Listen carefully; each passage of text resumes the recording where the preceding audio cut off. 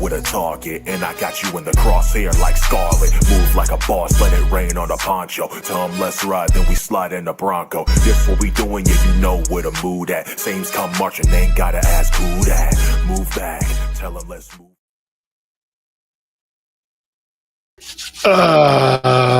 It's Wednesday night. You already know what that means. Yes, sir. It's time for the best in the West. It's time for the S4UWrestling podcast, episode 53, Tribute and the Rings. I am the OTC Trail. That is the main event himself, Jay Watt. Keep John, how we feeling, man? How we feeling? feeling good on a Wednesday night. It feels good to be alive on a Wednesday night on S4UWrestling. I see what you did there. Shout out to Uncle Phil, the good That's Phil. right. That's right. No, it's been a crazy weekend that we had this past weekend on Indigenous Holiday Weekend. Yeah. There's so much to dive into. So let's start off with a little SmackDown recap because there was some news, some buzz coming out of SmackDown that I was not expecting, but I'm kind of glad it did. And let's pretty much start off basically the end of the show where we had an amazing street fight, no holds barred, anything goes. Aleister Black, Damian Priest, dog, they beat the hell out of each other. They went to war. But something happened, John, at the end of that match that I did not see coming. I actually was thinking about this for the past couple of years. How come they never did anything together? Selena Vega has aligned herself officially with her actual real-life husband, Aleister Black, Yes. to close out SmackDown. Her Boricua brethren, Damian Priest. So how do you feel about Zelina finally having this alliance with her real-life husband, and what does this mean for the future of Aleister Black and Zelina? I think it's good. It's good for business. I mean, I think we've been wanting to see these two partner up for a long time. I guarantee they've came across a lot of ideas throughout the years as husband and wife, or probably even if they were just dating. But this is now the time. Obviously, she left WWE. He left, and then she left. He went to AEW. She laid low for a minute, did their streaming, and then came back. And now they're both back. She came back first with Legato, then LWO. Now she's on her own, back on her own. But this one is going to be the one because clearly we know that we haven't seen this side of Selena Vega. We've seen the vindictive side of her. We've seen the fun side of her. We've seen the cheery side of her. Now we're going to really see the dark side of her. And clearly her and Aleister Black are definitely going to be a devious tandem. And I'm looking forward to see what they have in store for Friday nights. Yeah, man, because I mean, do you see a stable forming with these two? And if you do, who do you see in it? Do you actually see eventually Buddy Murphy coming over to this side of the fence whenever his contract's up, or do you see some new people joining these two because they're so good already and they haven't even said a word yet officially together? But I'm excited to see what happens. I mean, could we see a new formation of the House of Black or a reboot of the House of Black? Absolutely. I'm looking forward to seeing maybe Buddy Murphy head back to WWE probably. Look, the dream for me is to see Brody King and Aleister Black reunite. And hopefully that happens. And then add Selena Vega in there as a upgrade over what Julia Hart was in AEW, and obviously she will bring more character. She'll definitely bring more wit, more skills when it comes to cutting these promos. because I think she's gonna get real devious in her bag now, knowing that they're putting her with her husband. Just I'm seeing the hints of it where she looking like she was confused, but she had a little sadistic little look like Mm-hmm. got you, mother. Uh-huh. Yeah, exactly. And it's like I'm anxious because this is gonna be a character development for Zelina Vega. She's always been the mouthpiece for the likes of Andrade, the LWO. She's always this happy-go-lucky, spicy Latina. Now it's like she came out, hair is all black. She's already like done like the darkness aspect of her. So it's like ain't no telling, like you said earlier, what they got cooking. And now that they're officially together, the sky's the limit. I mean, we've been talking about this for the past couple of days. I mean, I see maybe Damien joining this group. I mean, it's Mhm. like it's one of those you can't beat them, join them type of thing because the bar they've had run-ins with each other, fights, and then they wind up being tag team champions. Yep, Um, so it's a slight possibility, but it's like I'm anxious to see how Aleister Black moves from here on out because now it's like he's destined for some championship gold now. And absolutely. before everybody wants to put the WWE title around them, let's start off with the mid card title first because imagine Aleister Black holding the United States Championship and having a monster run with that title, basically an unbeatable champion with Zelina Vega at her side because ain't no telling what she's gonna do. It's almost like I feel like this is something that they easily could have done with Karrion Cross and Scarlett. Hmm. Dabble with the arts, give this man, a mid card title at least, let him run roughshod. But since he's not here, we still got Aleister Black, and so far it's about to pay off with Aleister Black coming back and the way he's been booked. He's been booked to me personally. He's been booked pretty well. Doesn't really take that many L's, and they're very protective over that Fate the Black kick. Hmm. Right. But I'm excited to see this man, grow as a character, and I'm excited to see what Zelina Vega has in store for us because we're about to see the side of Zelina Vega that Yeah. Never we seen. have not seen. So the vignettes, the promos that this woman's about to do, I know she's having a ball. That thank you Jesus that this has finally happened because, like you said, we didn't know if he was ever going to come back when he was over there in AEW. But the grass wasn't green on the other side. They wasn't booking him right, and this is one of Triple H's, kids. So have them Right. come back home to the roost. I know definitely for sure he wanted to make up for everything that Vince has done. So I'm hoping maybe we see Buddy Murphy, Brody King. I don't know. That's the big X factor there. Yeah, I'm praying that we get Brody King because I think he would be a total monster in WWE, and he would be a total, like you say, he'd be a total X factor for this kind of remnant of a House of Black in WWE. So I hope it Seriously. happens, but just keep my fingers crossed. But we getting Zelina and Aleister Black together.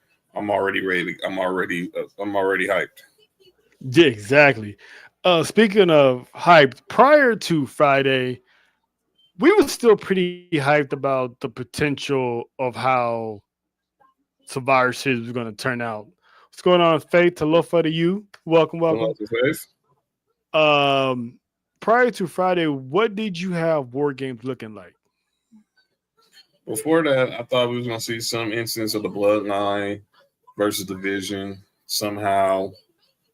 Um, I mean, maybe throw Cody or John Cena in there somehow. I think it was something like that. Um, but yeah, that was pretty much the principal pieces was the bloodline and division. My thing is when people were Tony Khan booking this War Games, I mean, they had Cena, Cody, Brock, and I'm trying to figure out.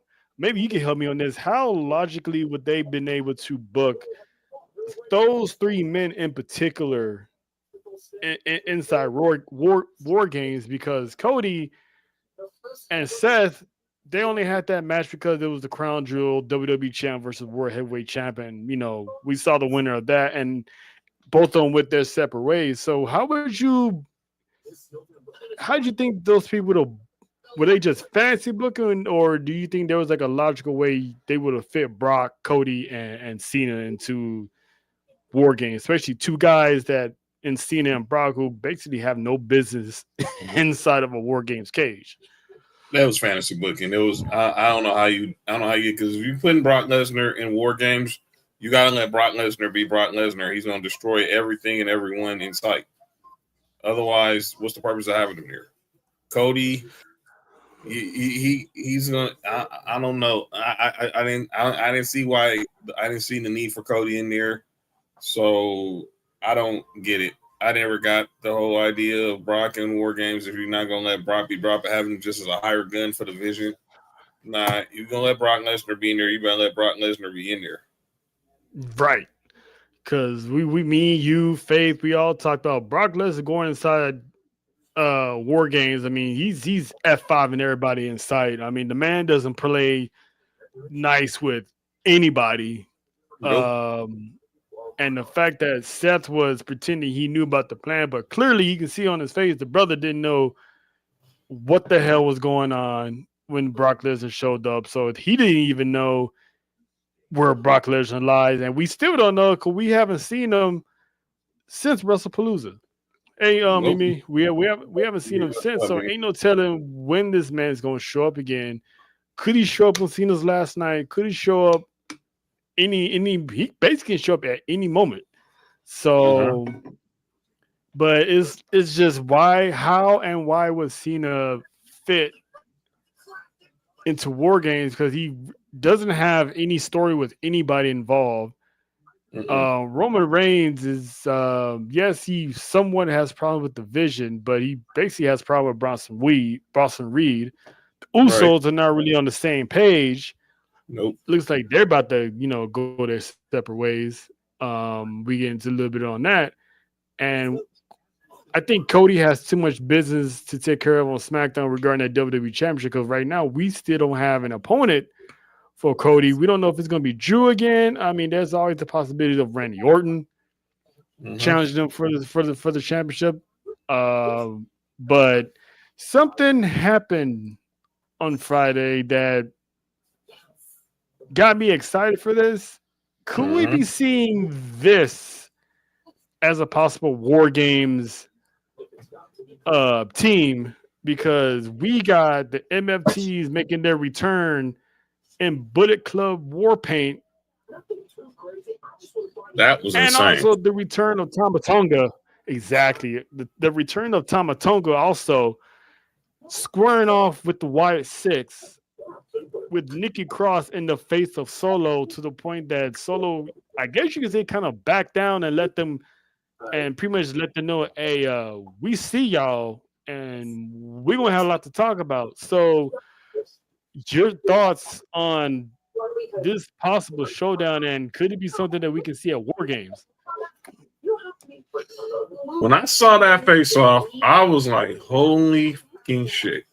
Like, these dudes they done really put the paint on these dudes. They're going back to their New Japan days.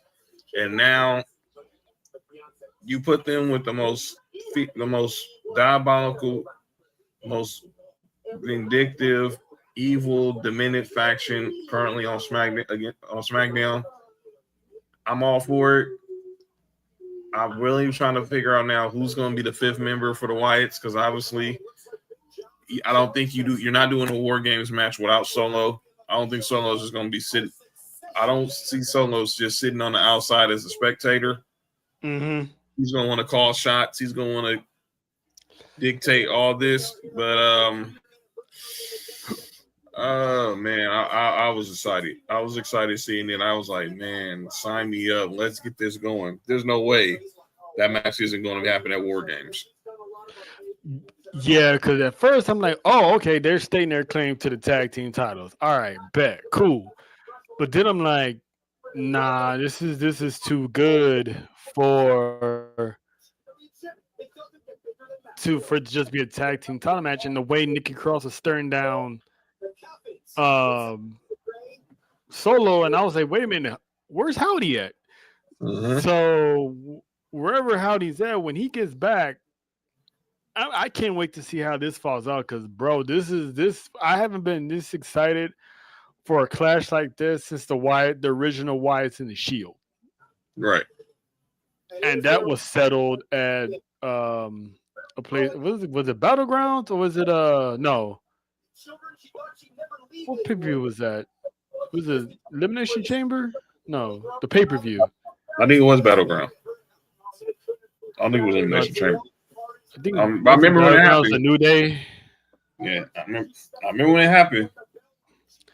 But yeah, and that's the first time we've seen the Shield really get decimated. So seeing the bloodline, the MFTs going against the YS6, this is going to be something um that's going to be good. This is something fresh, but it's also crazy that 3 years in a row we're getting the bloodline inside War Games. It's almost like now it's the bloodline specialty now. It's like every year so far since War Games has been back, it's featured the bloodline. Whether it's Yep. Roman, now it's Solo. So how would you book it? Who would you pick to win this match? Because this is gonna be basically guerrilla warfare, no pun intended.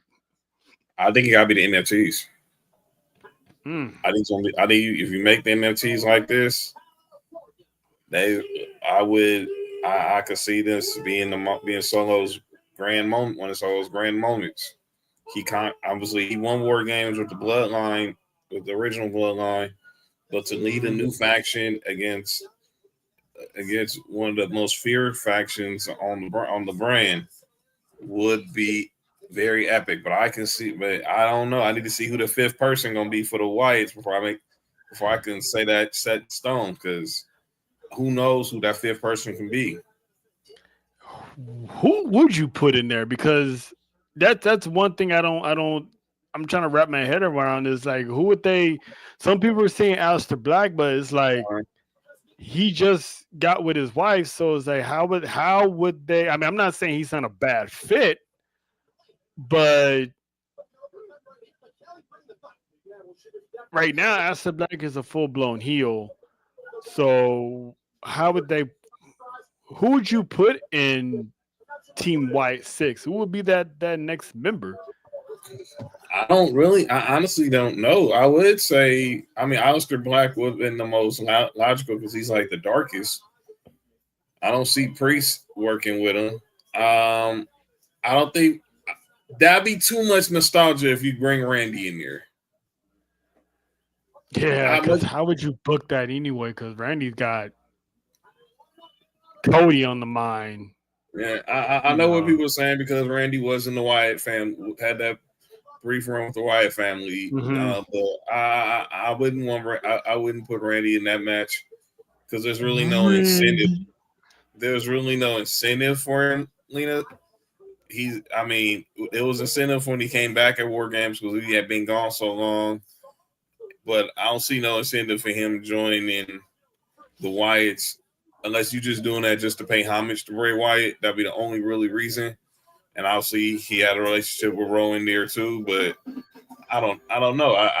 I'll be intrigued though to see how they play this out, how they draw this out. Yeah, because that's gonna be the hot question. And Faith, Mimi, Lena, who outside of Randy, Lena, who would you guys will want to join the YX6? Because unless Solo's not in it and it's 4-on-4, but if Solo's gonna be in it, which I mean he's the leader of this group, I will most certainly think he will be in this match. Who did you guys will pick as the YX6 final member? Because I seen the report, which take it with a grain of salt, and also it's not a for sure thing because it was an option. This guy. So it was saying that there was a report that Austin Theory could be an option to be in War Games, but they never said what any capacity. Now, Theory is coming off an injury, and before he was coming off an injury, he was also always on his IG live sharing, inspirational stories. Bo Dallas could see not Bo Dallas, Uncle Howdy could see something in Theory that, have him get like revenge on the people who wronged him or something like that. So I can see him as like a new disciple, so to speak, to join the Y6 because someone he hasn't seen in a while, and it could lead to a whole new character development. So ain't no telling how he's gonna return. I mean, what you think? Would you see Theory as a fit as a member? Not with the Whites. If it was the original, maybe if it was the Vision, the rumors about maybe the Vision, I could see it. But I don't nothing against Austin Theory. I don't know if he making him that dark is the proper way for his return. You don't think you don't think he has it in him? I think he does, but I don't know. But you never know. I mean, anything's possible. If he got that much range, go for it. If he got the range for it, he obviously he was brainwashed by the way for so long. Anything he might be able to do it. I mean, because the way that Bailey has character developed, the way that EO has character developed, I think it me personally, I know you feel like you and Faith doesn't feel like he will fit. I don't know. What if they find a way to make it seem like he could? Because I think the way he's been inspirational on that stuff, I think he could fit. Faith thinks it's Ilya Dragunov. That is and how would how would you Raw, fit that in there? He's on Raw, so I mean, does it have to be someone from SmackDown? No, actually, you don't, because they crisscross all the time on different brands. So what if Ilya comes back and he's signed? You know how they just come back and say, "Oh, he's signed a contract with SmackDown" or something like that. So he might be a murder for hire, like Bronson Reed was last year. Faith also said that if they did the whole Vision versus OG Bloodline, then she could have seen Theory. Hey, moms, moonwalking again. Fresh from Lobster. Coming from Red Lobster. Fresh from Red Lobster. Oh, I hope you got some biscuits in that bag, because them cheddar biscuits is fire. You know you crazy. Yeah. Right, Jones. Hey, them joints is fire. I know. Oh yeah, she got out there all the time. Boss lady went to go up at dinner, so she had to pull up. Yeah, you're right. I mean, you brought up Brasserie last year was the higher gun for the new bloodline. So the Miz. Listen. This. Here's how I'm gonna answer that question.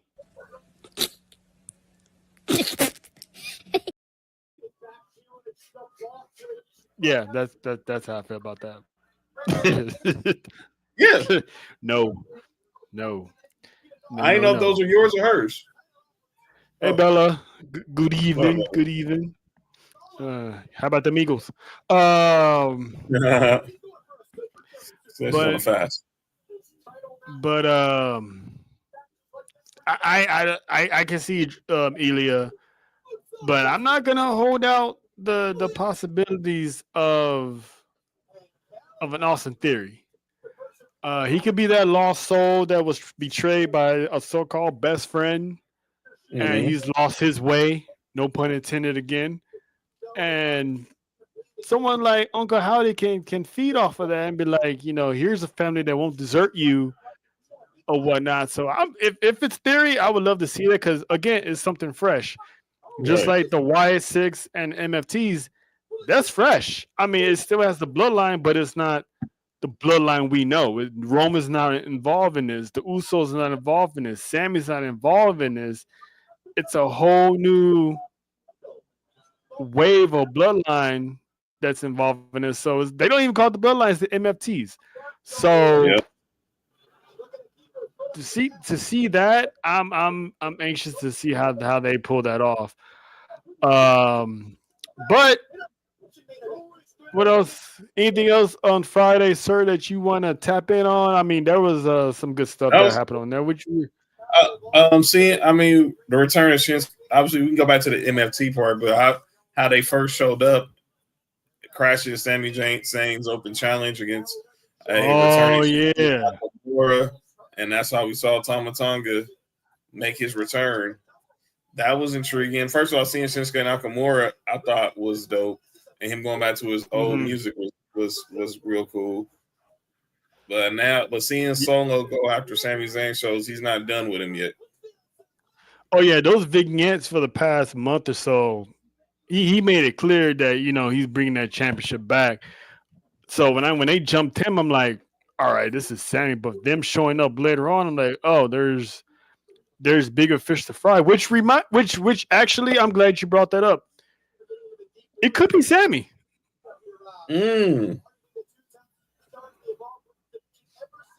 What if Sammy is going to reluctantly help the YSX? Because Messy Sammy can never, keep his nose out of other people's business. I mean, you can just bump into him, and next thing you know, he's in your business. Want to fight? That is true. That is true. That is so true.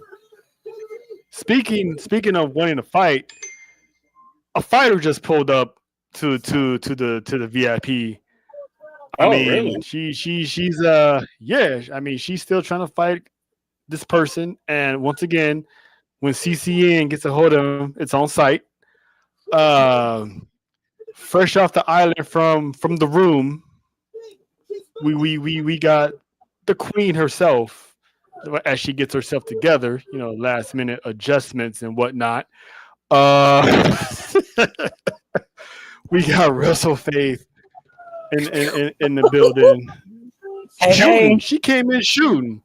All right, I see where this is going. She's pew pew. All right, Oh, we opened up the show talking about the last man standing match, Lena. Oh yeah.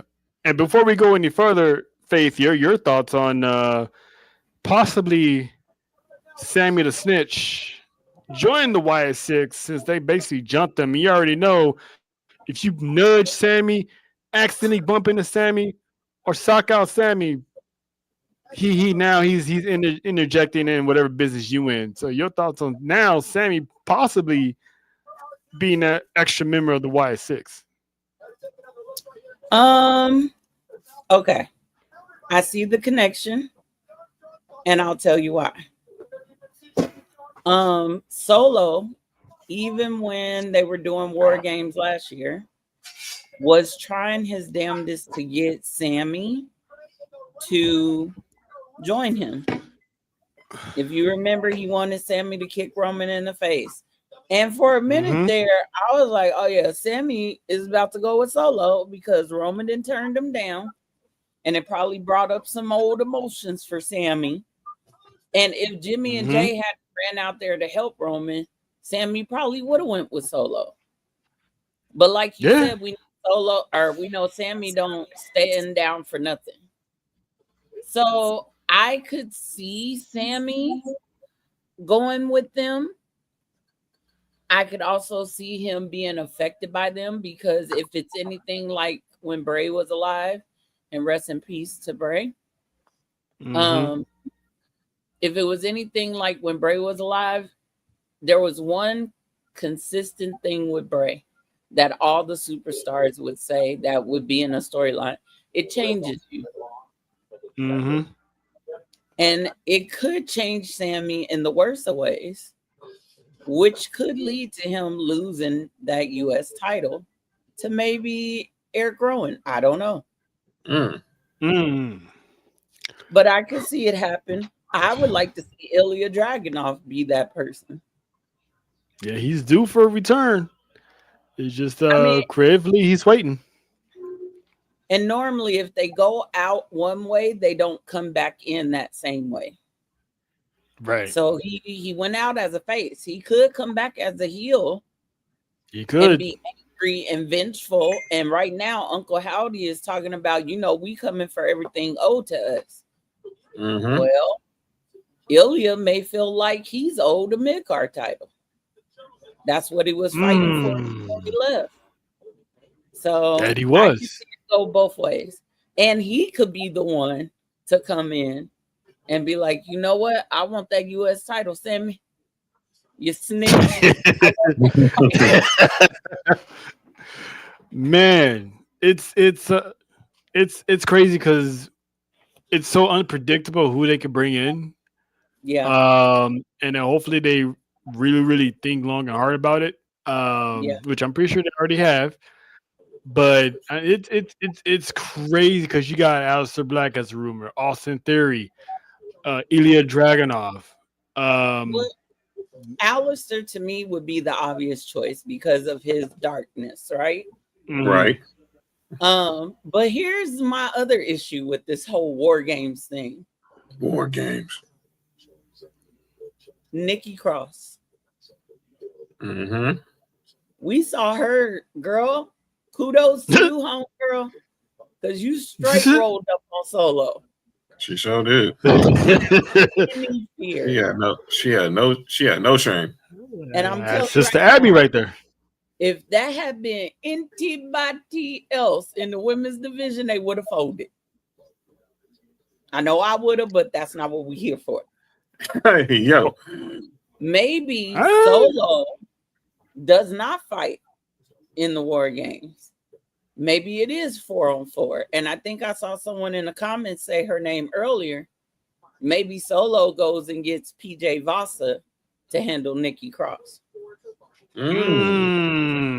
I mean, he can still go in that match, but like you said, still bring her in because obviously she's gonna be outside of the cage, or so we think she might be outside of the cage.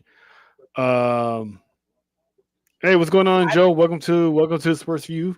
Joe, like, share, subscribe. By the way, I think she's gonna be in that War Games. I think her stepping to Solo like she did. I think she's very much gonna be in that War Games. I can see her climbing the cage like an animal and interject herself into this match, because obviously she's not gonna be locked up inside the waiting cage. Obviously, she's gonna be. This is gonna be interesting because obviously they're not gonna do it intergender. But WWE doesn't really do that type of stuff. They only do mixed tags. WWE might not, but them new writers might.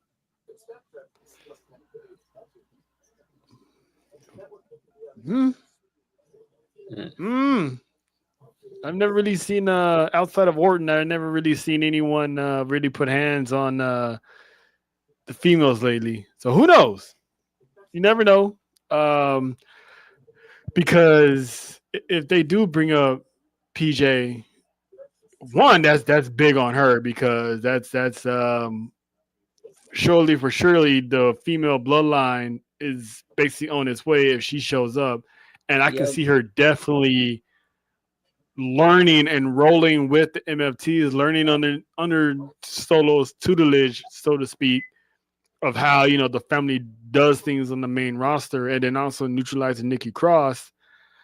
But I still think she's gonna be the mascot, so to speak. So I can see her being neutralized, but adding that next member, they got to do something because Solo, he ain't injured, so there's no reason why he's not gonna be in the cage. You know what I'm saying? So they gonna find somebody, and I can't wait. We might find out Friday. We might not. We might start seeing some breadcrumb clues on who they might suggest.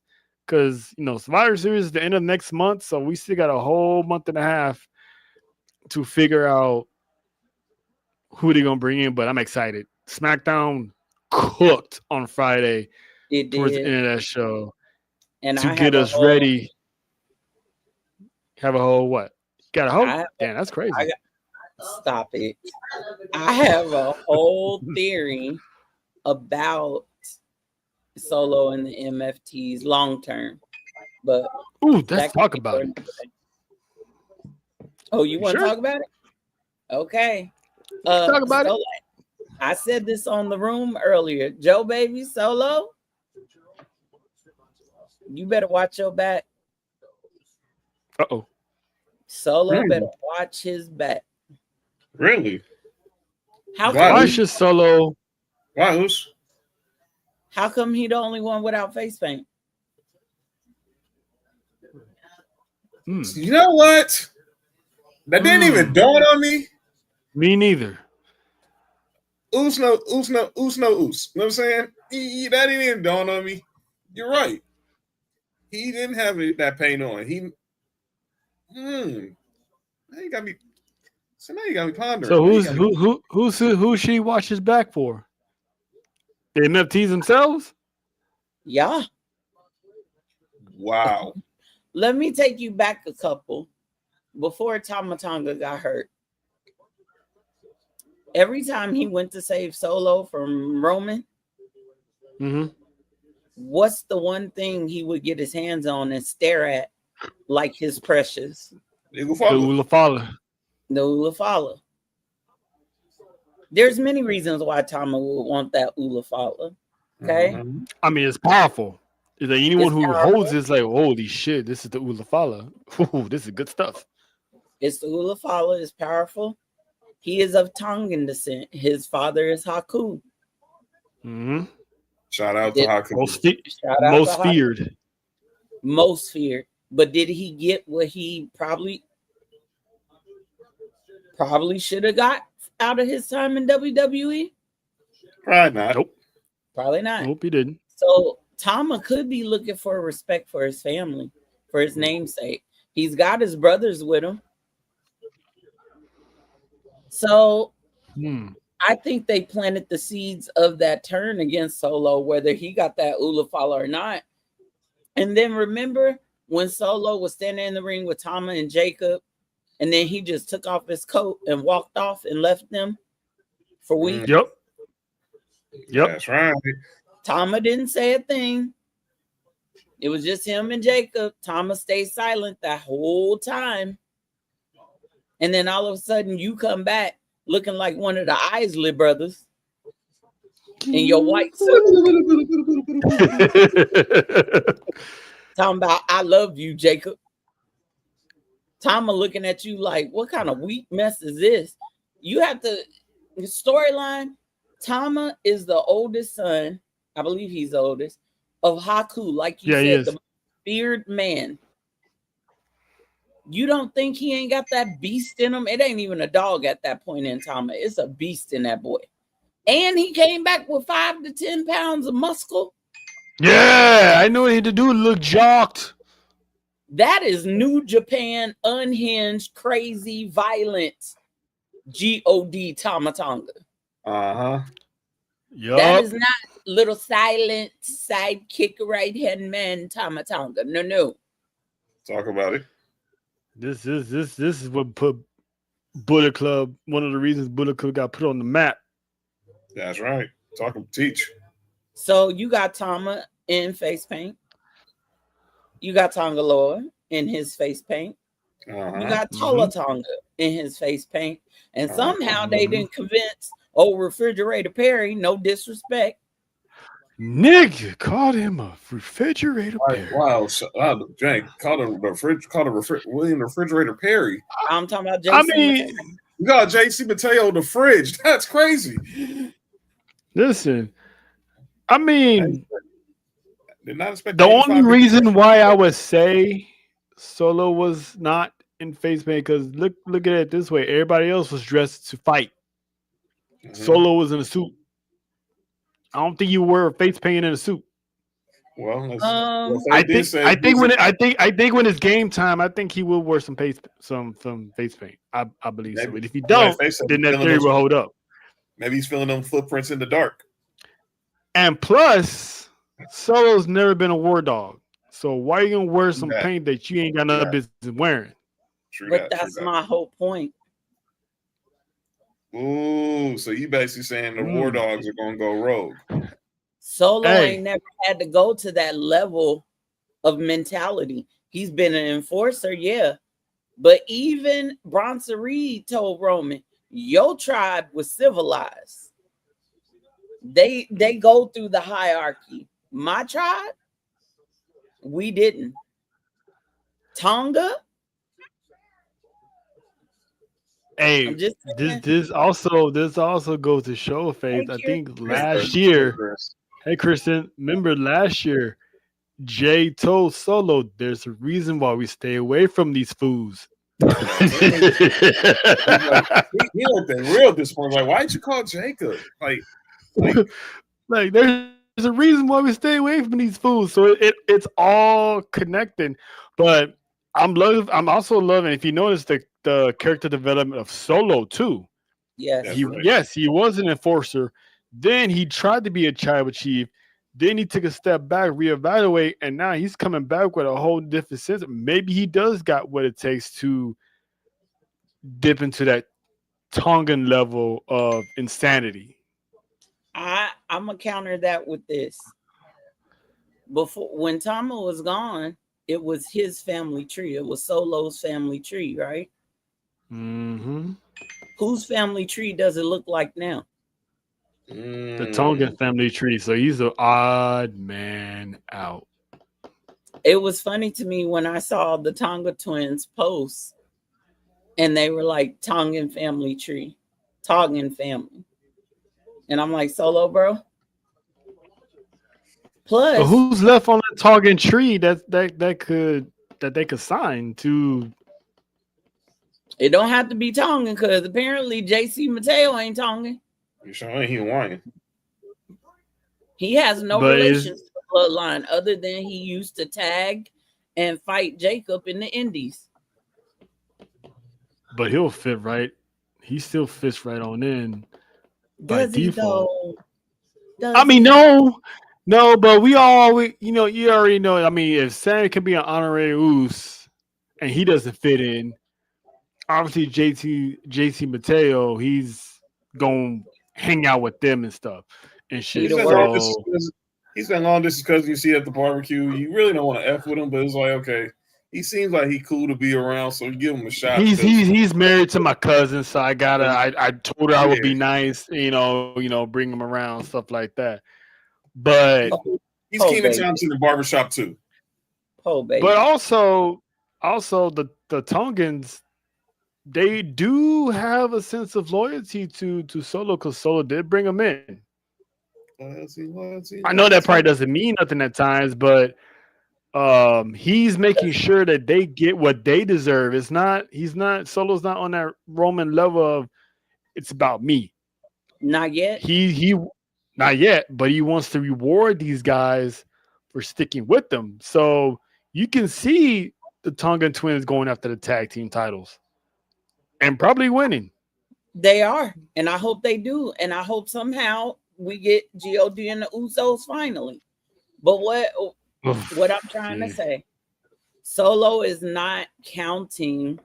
If you think that Solo was just around Paul, storyline wise, Paul and Roman, and didn't learn nothing, and didn't learn to watch. Oh no, he's the only one that's been listening out of the Usos. He's taking what he wants. I think Solo is saying, I'll reward you because he needs them to get to where he wants to be. I know he learned that from Roman. Use those around you to get you into position of where you want to be, and then use them to help keep your position. While I'm making sure, because he knows they got the ability to keep their position.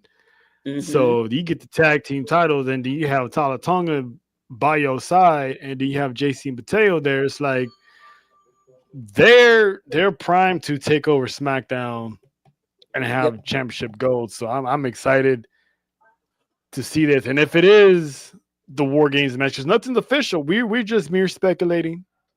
We're fancy booking. We don't know anything. It could not be War Games, but if this is how War Games is shaped, I can't wait because this is going to be.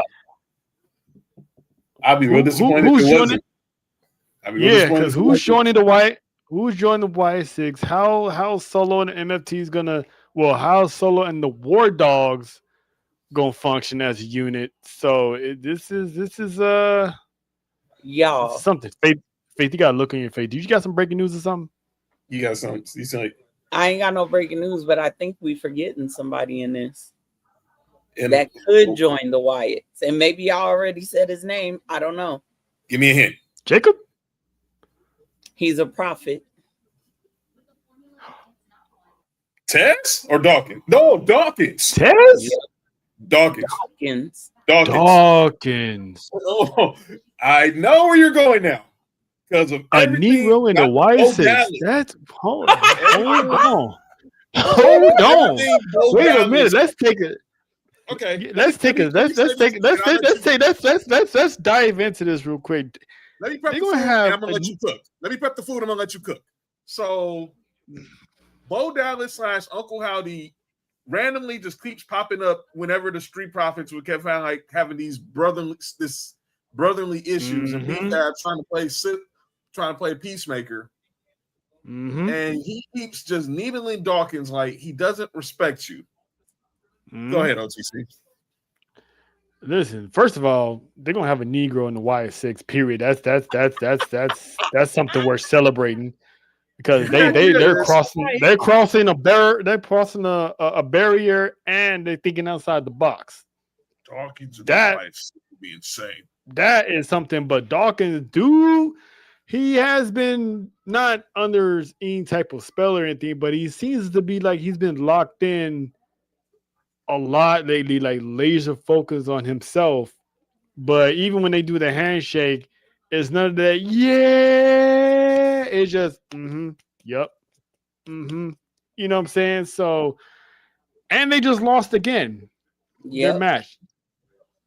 So I can see.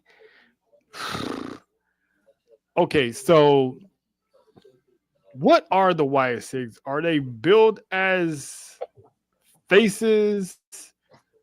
They ain't Baby heels? Because whoever joins them, the fans are gonna look to them as faces because obviously the MFTs and Solo, obviously they're heels. So everyone's gonna look at the Y6 like, oh, this is a babyface team. Like, how does Dawkins? I've been saying this for a while.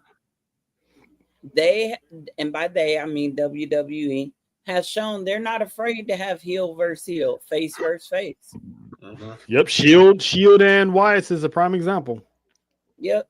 So they're not afraid to do that.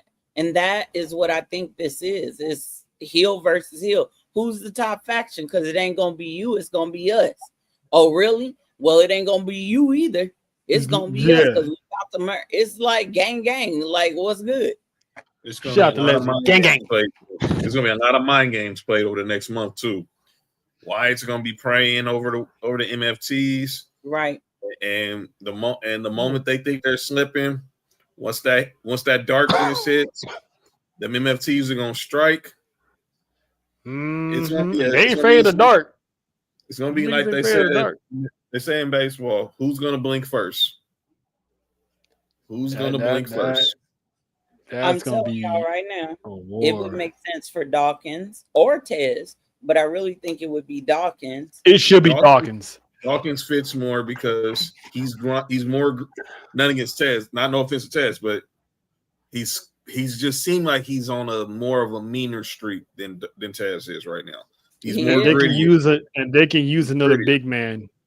Him and Rowan. I mean, Dawkins not a big man, but Dawkins can be like the other muscle because we don't see Eric Rowan in the ring a lot. No, so we can get Tez. I mean, not Tez. We can get Dawkins in the ring. You know, crazy too.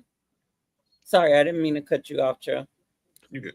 Oh no, I was gonna say that they can use Dawkins turning on Tez and have him join the Y6, or something that leads up to it. Because I can see Dawkins just looking at Tez and not even say a word and just beat the holy shit out of him. And next thing you know, he shows up in a hoodie because the boy loves to wear hoodies. Show up in a hoodie and he takes the hoodie off and he's right there with the Y6 about to square off with the MFTs. That to me was set it off because again they got a Negro in the Y6. But anyway, That'd be an interesting story. I'm gonna throw one last monkey wrench in here, and then I'm gonna stop. Because these thoughts up here, being in this head is a lot. What if we get to War Games, and let's just say they never reveal who? Let's say Solo doesn't get into War Games, and let's say that they don't reveal who they are until the day of War Games, right? Because each team would need a person, right? What if Dawkins comes out with the Wyatts, but Tez comes out with the MFTs?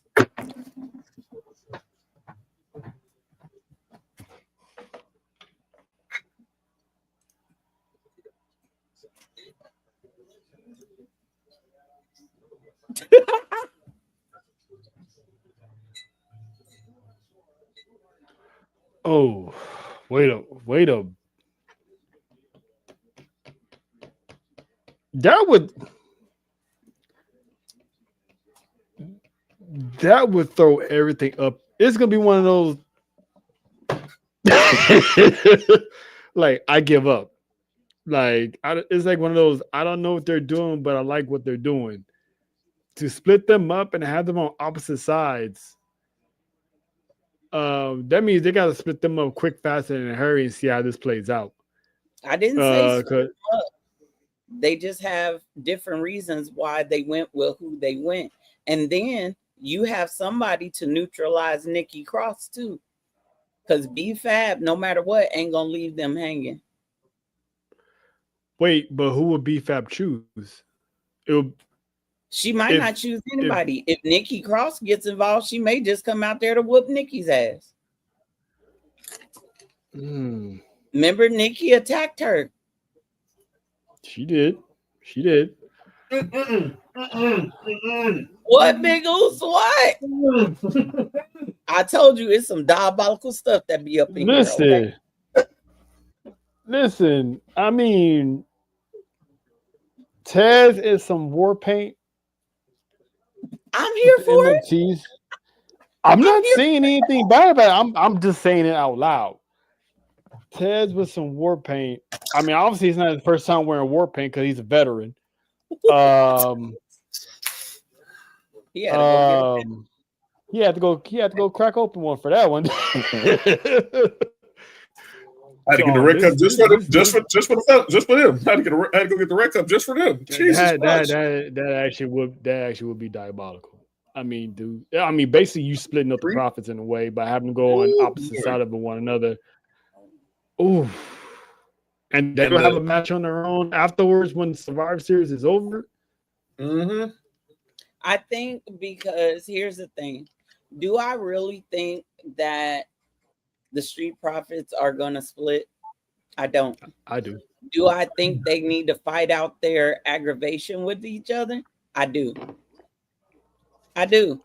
Do y'all remember when Dean Ambrose and Seth got back together? I know that it was different circumstances, but at that time they fought it out. They had to fight it out. And I remember Booker T saying sometimes with brothers, whether related or not, you got to fight it out. Look at Jimmy and Jay. Although I know what everybody think about the WrestleMania match, I'm so sick of hearing about it. But their brothers, they had to fight it out. Yep. Man, I'll leave it like that. Faith, that's a conundrum. Each team has the profits. You really got me pondering right now. I mean, if it's with the thing, it'll set them up for a solo run separately too. Yep. That's crazy. But moving on, what else is crazy is getting up at 4:00 in the morning, 4:30 in the morning for a PLE. So shout out to the Bonnet and Blanket gang that held it down on the island. We also held it down. Fat Four held it down. But it was worth it because John, crown jewel absolutely cooks. It did. Like it Stir fry. it cooks. Yeah, it definitely cook. And let's see. It's like, where do we begin? I mean, let's start this off with the street fight between Roman Reigns and Big Bronson Reed. This match, I loved it. This match was a banger. I mean, anything bloodline related, and yes, I'm including Bronson Reed because he has bloodline lineage. As Roman would say, his ass belongs to the tribal chief.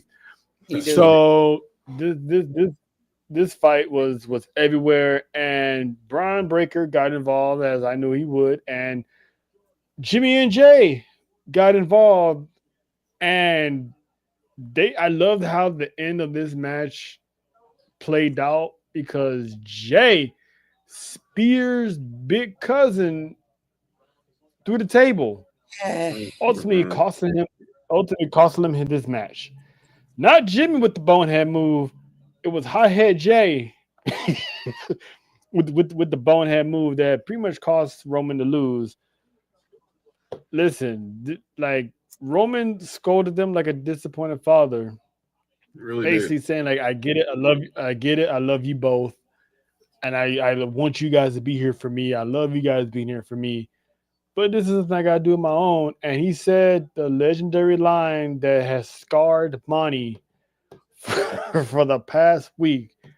So And he has. told them boys, "I don't want to see you until Christmas."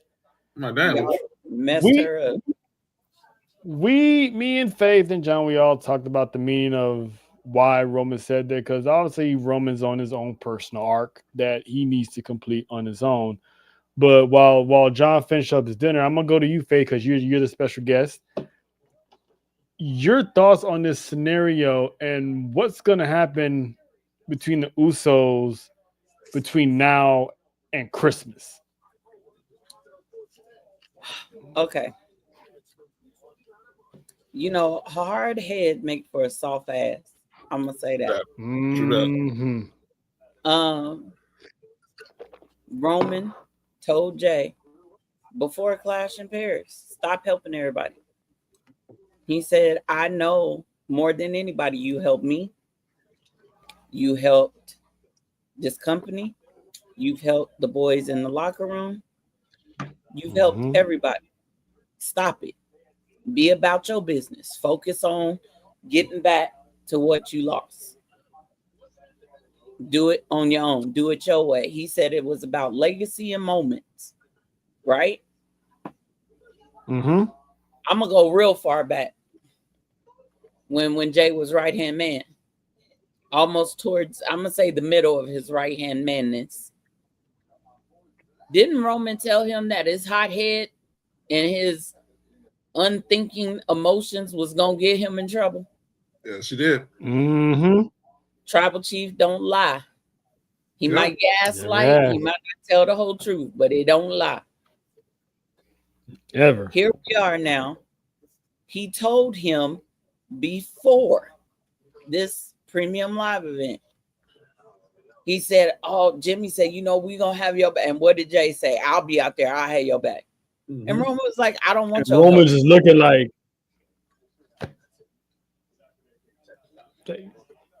Right? he's had enough. He's had enough. He went on the Pat McAfee show. He said, them boys is not listening. He did. He said, So I'm trying to teach them how to be in the stratosphere, and they just want to be in the atmosphere. Mm-hmm. He said there is a level and a space above being a title holder. Mm-hmm. You hear that, Cody? You're not up there yet. Anyway. Shots fired. Shots fired. Roman had every right to be pissed. Every single right. And I don't know what it is with this family, but Roman speared Rock. You done got Jay accidentally kicking Jimmy before. Mm-hmm. Now you got Jay spearing Roman. But there is, y'all mentioned everything Roman said in that ring except for one thing. Which He said, everybody thinks I can't do shit on my own. Mm-hmm. Which we all since for the past 5 years, before losing the title, everyone criticized Roman can't win on his own. Why would he say that? He keeps his ears to the streets. He ain't stupid. He feels basically like the noise is getting to him. Clearly the noise is getting to him. Roman has to TJ. prove himself again that he's been proven. He's been doing the first 7 years when he left the Shield. Now he's at the point where he has to prove himself again. Yeah. Because people, like you said, he's tired of people thinking, they have all the answers, and it's like he has to go into the Ra's al Ghul pit, so to speak, where Bruce Wayne went in Dark Knight Rises to find himself and come back and be like, and get that power back, because that's one of the things he said. He misses the power. So and right now he feels like he ain't got it. So let's say he never said anything about championship. He said power. So okay. Thank you, Trell. Okay. You get me excited now. Won't be the first time. No, it wouldn't be. He ain't talking about championships. It would be nice for him to get a championship. I'm sure he would love it. But he's talking about a different kind of power. Mm-hmm. A power that is personal to him. A power that has to do with Ainga, with family. Mm-hmm. He want to get high, get high, get high, get high, and get high. There's one person that he has to prove himself to even be considered for a challenge. Big Cousin Dewey. If you smell what he's cooking. Big Cousin Dewey. It's a rite of passage that Roman's going through. Let me propose to y'all that this arc that we see Roman on, it's not a hero's arc. It's not even a redemption arc, because he told y'all things change, but he don't. That's right. He never did. He never did. He never has, except for, I have to say this, against family. Because old Roman would have whooped the hell out of Jay. Yeah. And slapped Jimmy. Yep. But he didn't. He said, he wants them to roll with him. He wants to roll with them. And he's like, I'm happy for you guys. I want you to help me.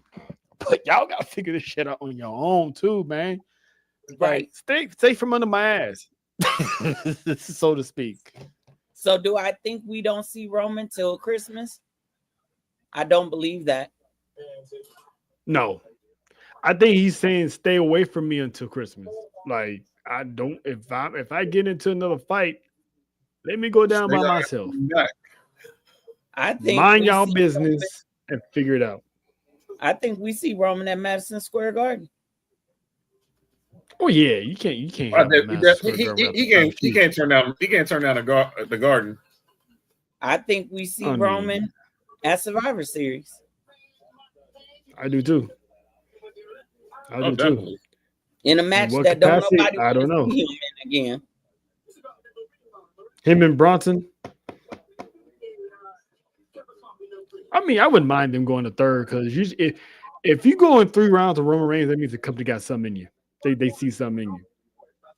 Because usually Roman is always one and done with these people if it ain't family.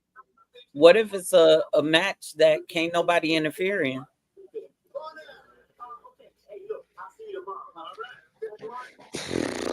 I mean, what match can't no one interfere in?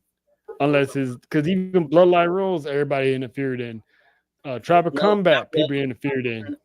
Not Tribal Combat. I mean, cage matches. I've seen people interfere in. I mean, if you put Bronson and Roman in Hell in a Cell.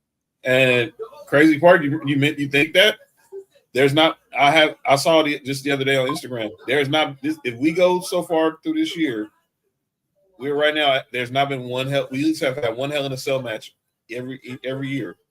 We have not had one yet. Nope. And we know Halloween's approaching. They normally do it in October, but they could save it. But that's just speculation. Yeah. Right now, I think Roman and the Usos are going to stay separated.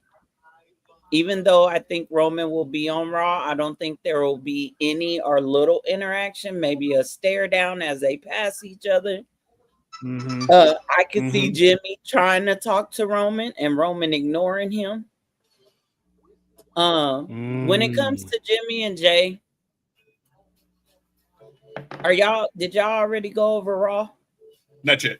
No, I'm gonna no. save my thought on Jimmy and Jay for that. Yeah, we're going day by day because there was a lot to cover this past weekend. It was a lot.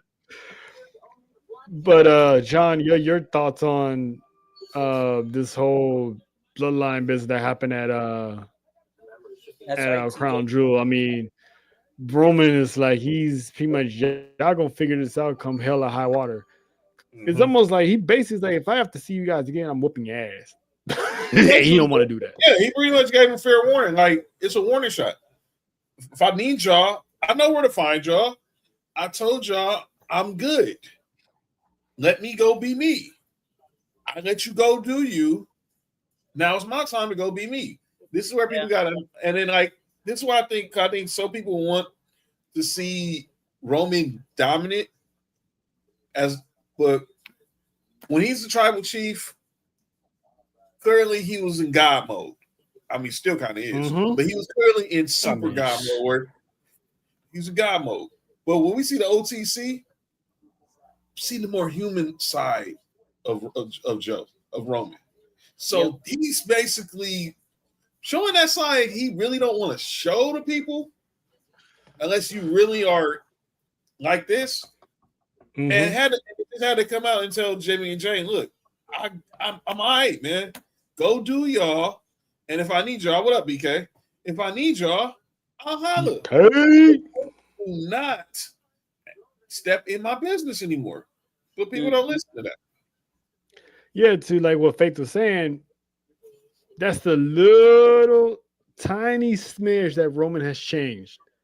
That woman has changed. It's more now all about the family instead of going against the family. Instead of having the family, using the family to build him up, he's using that same psychological tactic, but in a way to try to convince these boys to y'all need to step up and be on the level that I am.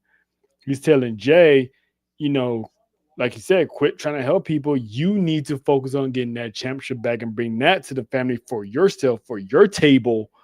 So your family you can be the head of your family's table. And then he's trying to tell Jimmy, listen, when he said like he's becoming more like me and that's like you, it's not like being like Roman. It's like Jay finally reached that level of being an actual world champion, a level that I know all about, and a level that you don't know nothing about because you stuck being a tag team champion your whole career. And he's trying to tell him like, yes, you the big brother, but you need to stop having this issue of him taking advice from me because I know what I'm talking about. I've been dominating this roster for 6 years. This ain't no problem with him taking advice from somebody else. This is why I never was for him doing a rematch after he lost to Cody. I want that 1,000 plus days to stand in time and be so distant away from his next reign where we don't always go back to saying San Martino's name, saying Bob Backlund's name, saying Hulk Hogan's name. I want that to be there. That's a moment you can't make up. His next reign will never be that. I'll be shocked if hell if he even gets the 500 days. If he really want it, go try to get the 500 days. But the month that reign he had from 2020 to 2024 will be talked about. Pretty much almost a whole presidential campaign, pretty much.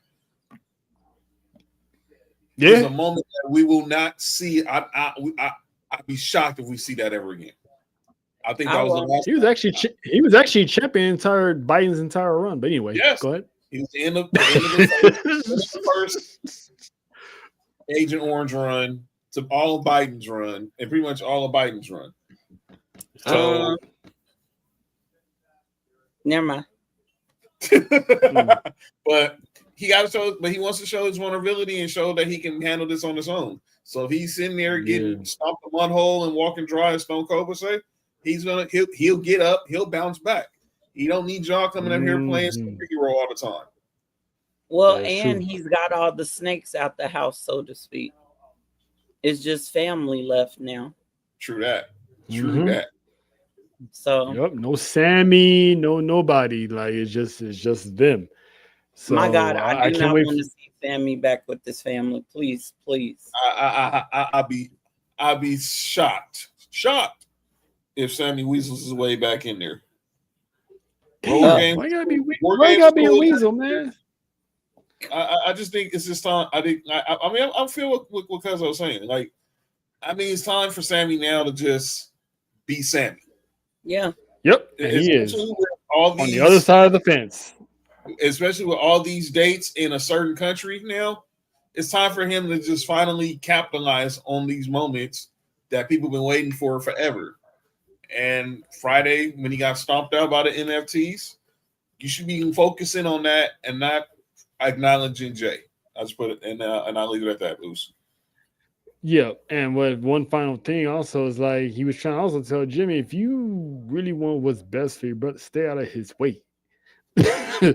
Like Jay is someone also telling them, stay out of his way.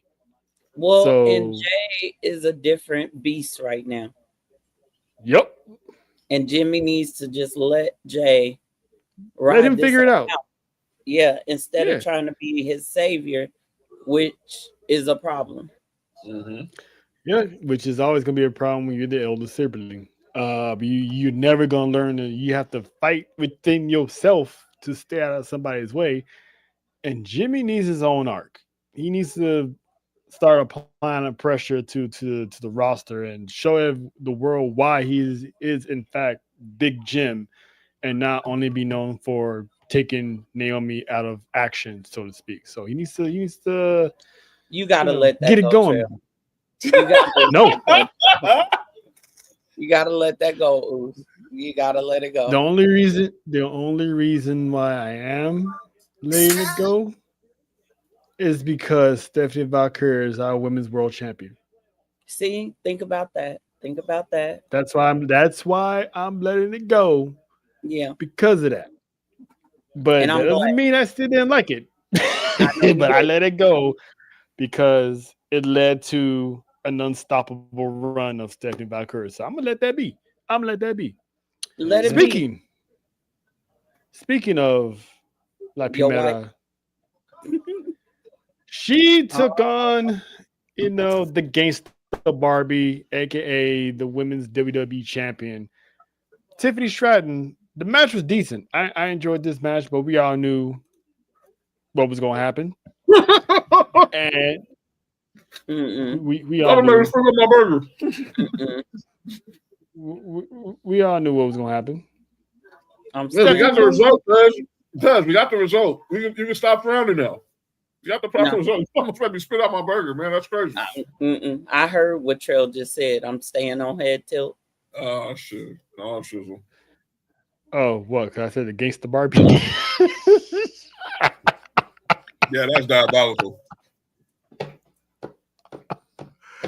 Trail, I can't. He didn't do the typical say she was the wrestling version of Alicia Silverstone. He said it, not me. I just said Gangsta Barbie, and I'm sticking to it. Listen, that girl is the Gangsta Barbie because she's went through the best of the best on that SmackDown roster and has the longest active championship reign right now in WWE. I mean, listen, the woman has defeated Charlotte Flair. This woman has beaten Jade Cargill. Yep. Nia Jax for like 10 times. Yep. I mean, she held her own against Stephanie Valkyrie. We got to give that woman credit. Nobody really likes her as a champion, but WWE is big on her, and the fans love her because every time you hear TV time, she gets a big ass pop. I go to the bathroom, but continue. I get you. Listen, everybody sees it as a pee break, but I've watched Tiffany Stratton grow. I see what you did there. Big ass pop, go to the bathroom. I see what you did there. Damn, that's crazy. It's always faith. But anyway, we gotta we can't shit on this woman's progress. We gotta give Tiffany Stratton a small amount of props because the woman has done everything and she's getting better and better in the ring. But she finally got that L. Tiffany Stratton took the L.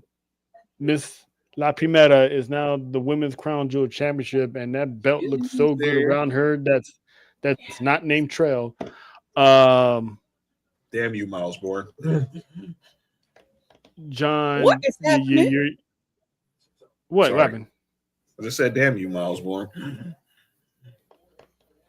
I mean, I'm pretty sure he can hear you. John, I hate you, what? I hate you, boy. What? You and Mark, boy. I swear, dude. You and Mark, man. He's your Stevie Wonder.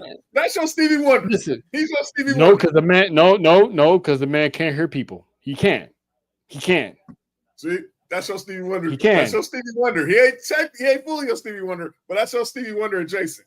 No, because Miles Bourne openly admits he's partially deaf. No, he is. He admits it. He is. He's Sorry, not lying. Yeah. No, he's somebody else is lying, but to answer the hey, question, listen, that's a theory for another day. I'm glad this is as opposed. Yeah, I'm glad it was this match. I didn't want it to be Jade. I think her and Jade, it would have been fun because obviously the innuendos just write themselves with them too. What do you think, Faith? What happens when someone not getting? Yeah, yo. Is she coming for John again, or what? Who's she talking about? I don't think she's talking about John. What in the world? Listen. Well, I can't respond because I don't know if she's talking to me. Okay. Let's move on.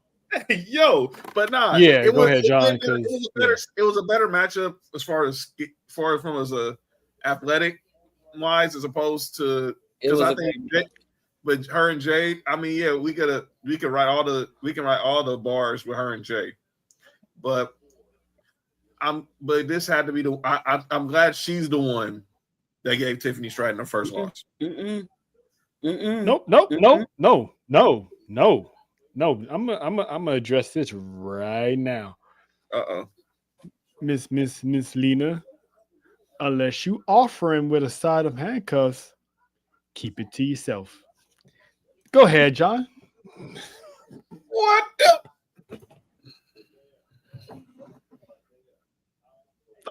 All right. Well, I guess John. He said a side of handcuffs. That's the funniest bar I've heard all day. But it was good seeing Stephanie look dominant. I mean, Tiffany was okay, but it was time for her to take this L. It was time, and this is the right person to do it. Clearly, as our boy Dallas Cass said, she's had the best rookie year of any woman in WWE history. Have 4 titles in an 8-month span. Think about this. In an 8-month span. Yep. She's been Women's North American Champion, NXT Women's North American Champion, NXT Champion, Women's World Champion, and now the Crown Jewel Champion. And that made Mimi fall out of her chair. She's the right one. I don't know if she would have beat Jade, but it'd be more expected for her to beat Jade. With this week, we did expect it to happen, but you always wonder because would it happen again with Steph like we did with Jason? It was like it can't happen twice, right? It couldn't happen twice, right? But we got the right result, and clearly they're showing how much they believe in this woman, especially when she's now getting on the mic, speaking in really good English, doing these interviews, cutting these promos. They're showing they believe in her, and it's everything people want to see with Julia, But when they seen this woman walk on, they was like, that spells aura. Yes. That Mhm. aura. Julia spells talent, but Stephanie Valkyrie spells aura. This right here. Mhm. This right here. Aura. And you Shut it can't down. teach that. And you can't teach that. Show can't. That's That's that natural. special that's a special type of perfume that you know what I'm saying. Like, yep, that's her aura. That's You That's know, that that's called home the, drop. That's that that's called home. the it she factor. got that dollar dropper. You know what I'm saying? Just spin. That's called having the it Yeah, factor. Yo, you good? That's having the it yeah. factor. That's having the it factor. Julia has the talent, but she doesn't have the it factor. If I had to compare it to sports, it's like Julia's Tim Duncan, but Stephanie Valkyrie was Shaq. Okay. I get that. I get All that. right. Yeah, because She Shaq got had the a whole skill lot of set, aura. fundamentals, everything. She's a 5-tool player. But people call her boring. Right. But Tim Duncan's kind of boring. When the Diesel stepped on the court, He had aura. you knew you was getting that. You knew you was about to get that work. Wait, who called her boring? It's the way, and that's why my Tim No, Duncan, the way people complain about how Julia's being booked, it makes it seem like she's boring. Oh, okay. It's like how the Spurs were at the peak. They're not the entertaining. They're not the sexy team. But when you look at the Kobe Shaq Lakers, that's Stephanie Valkyrie. They're glitz. It's glamour. It's aura. With Julia, it's talent, it's skill, it's work ethic. But it's just you get the job. You get the job done. With Julia, if they can invest time and give time to Stephanie to learn English classes and all this other stuff, I think they can do the same for Julia. The few times I have heard Julia speak English, I've been able to understand her. Yeah. I do not love her being with Kiana James, which by the way, thank you. I think it was Trill that told me that Kiana James is a sister. Did not know. Yes, she is. But I don't like this partnership. I know they had to put Kiana with something. I know that the original storyline for her, if they had went with that, I would have shut my TV off every time. Because ain't no way I'm about to watch Kiana James and Adam Pearce get coolly on TV. Oh my God. So that why she kept asking that man for drinks? Listen, that was supposed to be the storyline. She was supposed to be his assistant. And they was supposed to. Hey, listen, if anybody needs some spice in their life on the storyline, it would be Adam Pearce because he always told me he need a drink. You got Kiana James that show assistant. Listen, he be drinking all right. But I mean she's in real estate, so she can get him a good house. No, Nikki ain't going for that shit. Yeah, Mickey ain't playing that. She ain't playing that. No. Mickey will sign a contract real quick and get back in the ring. No. We don't need another one of these moments. No, we don't need another one of these moments. Miss James Aldis do not have that. Trail? Well. Trail? Well, I mean, anyway. Yeah. Anywho, so we're gonna move on. Team Rhea. Riho, which I hate because it reminds me of Riho from AEW, but that team beat the Kabuki Warriors, so we already knew that was going to happen. Nothing special, but this one here woke us up Saturday morning, and that was the classic. That was John Cena, AJ Styles. I mean. These guys had a standing ovation before they even locked up. And John Cena handing Alicia that paper to read off his accolades. Well, not read off his accolades, but to give him a proper entrance. That was class act. I was like, oh, this was awesome. Bullet Club reference, total nonstop action, the old moniker, the face that runs the place. Yeah. I was waiting for the SmackDown that AJ Styles built by get it. They wasn't on SmackDown, so that's why it wasn't on there. But these guys gave us a banger at the age that they're at. Both of them on a retirement tour, giving us one final showdown. I mean, the tributes that they paid homage to during this match was a who's who. Randy Orton with the RKO and the punch, Samoa Joe, Christopher Daniels, Kazarian, the list of Bray Wyatt. That's the one that got me. Well, yeah. Was he gave him the never went into tears. Abigail. I never got went into tears when I saw that. That one, I was like, that's one person that John Cena had yet to pay homage to, and for him to do that, and then when he hit it, yes, AJ Styles kicked out, but the Fireflies just popped up out of nowhere. Yes. And that was like, and then the camera caught John looking up at the sky. Yeah. And it's like, damn, like that moment was, I will never. Yes, he did. AJ Styles face Bray Wyatt. No, I don't think they had the pleasure. 1-on-1, no, but they were in with the year Bray Wyatt won the WWE title inside. They was in a match together, yeah. But actual storyline, anything like that, no. They never. I don't think they ever had the chance of crossing paths. Could you imagine? If Randy hadn't won that Rumble, I would have let us see the fallout from Bray Wyatt pitting AJ in the Elimination Chamber. Mm-hmm. But ultimately, Cena got the dub with the FU.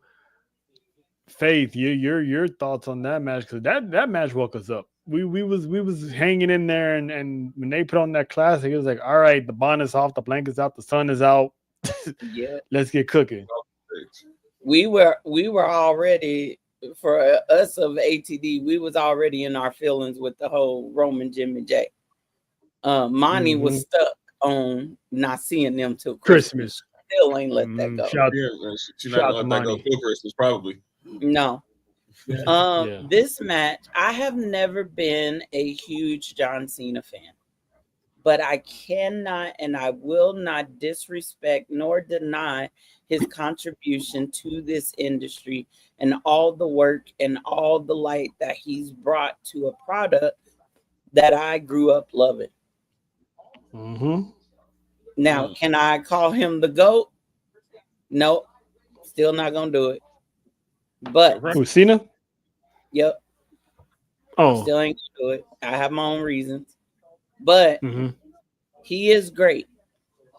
And AJ, I feel like gets underappreciated sometimes, especially now that he's a little older and he's announced that he's retiring next year.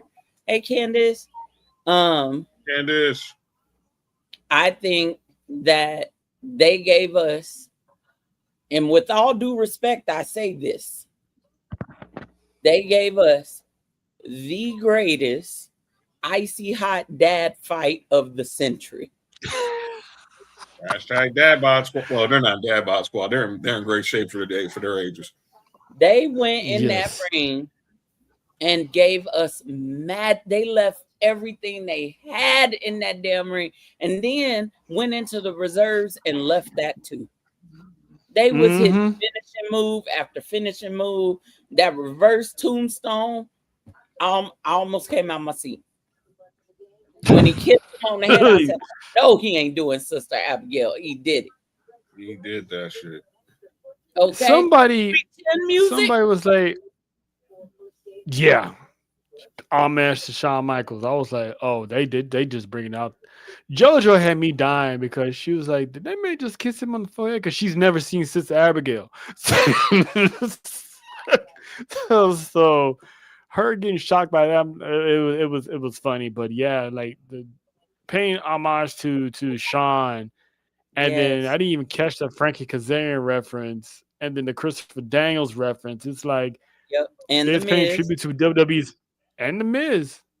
Yep. And it's like AJ was paying homage to people in TNA that he had monster feuds with, while Cena was also paying homage to people in WWE that he's had monster feuds with. So it's like, I like how they all got together, told a story without no build. Because remember, leading up to this match, AJ said there's no build up required.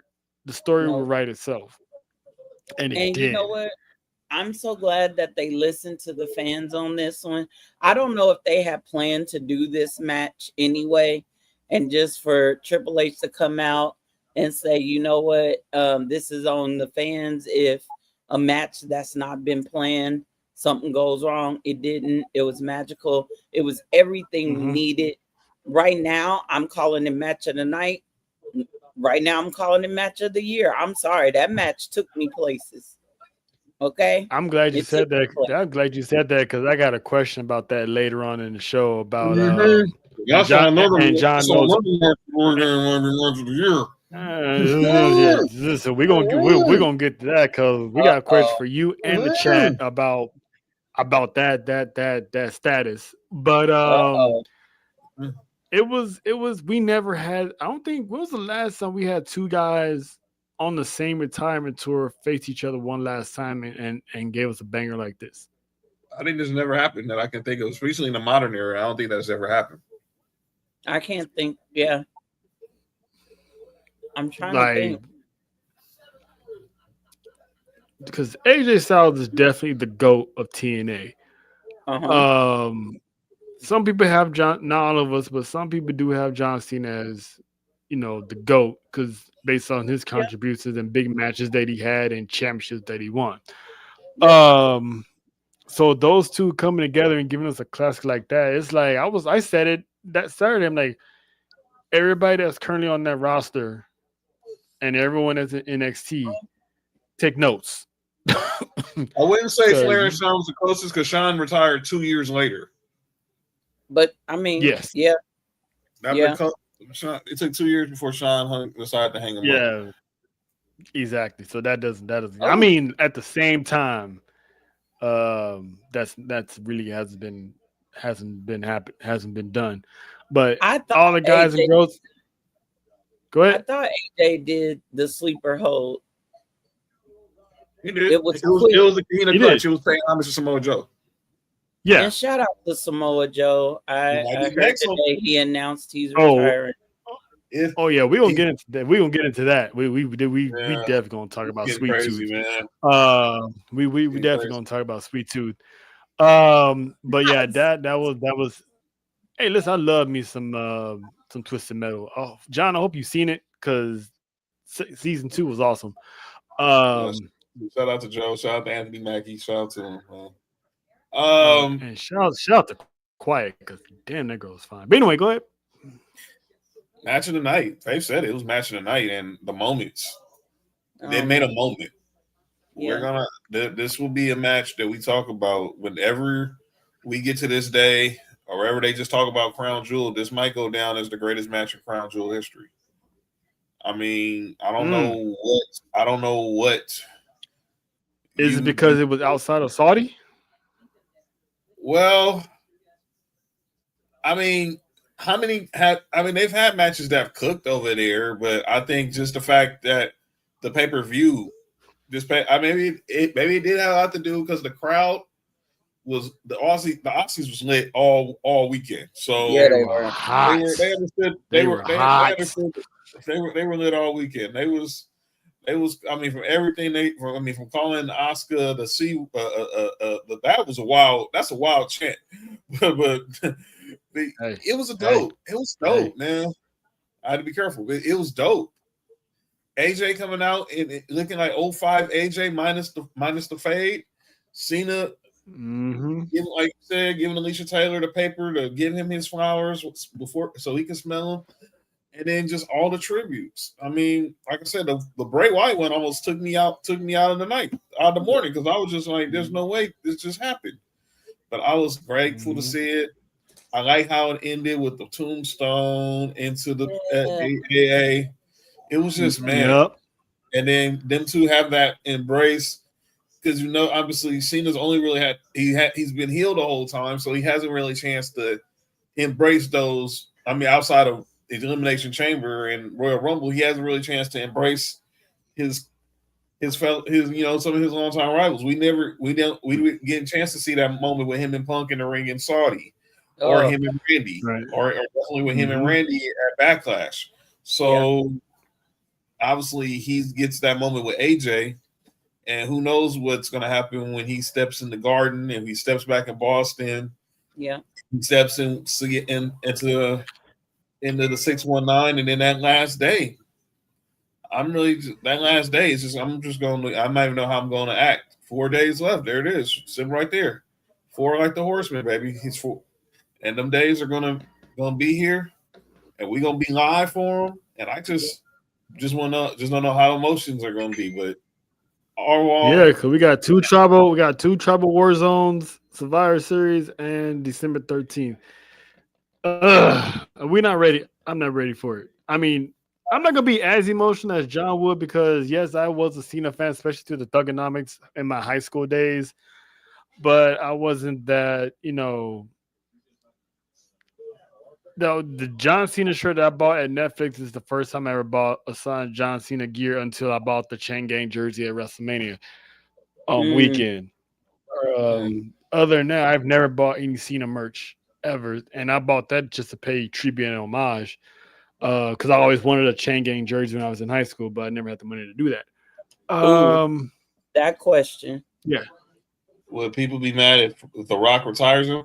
Well, Rock said on the Kelsey's podcast this week, he might have a little something to do with what's going to happen in Cena's last match, but I don't think it's going to be him. Mean a little? Listen. A little. John Cena hitting a 619, he might have slipped up and hurt his disc or something. I'm glad he didn't do that. Because that would have been monkey butt ugly. I was so worried. I was like, "Oh, ugly." No. And shout out to John on getting some New Balances. I see you, big player. See, he needs to go holler at Snoop and get that Skechers deal, but they don't know about that. He needs to invest in getting. He needs to invest in getting back into some ankle socks, because them old man socks were irking my soul, man. Girl, don't do that. I got a guy. That old man socks are irking my soul. Shout out to Nessa. Know what? I want to say this. Everybody is just there's been rumor that it's gonna be Gunther, right? Mm-hmm. But what if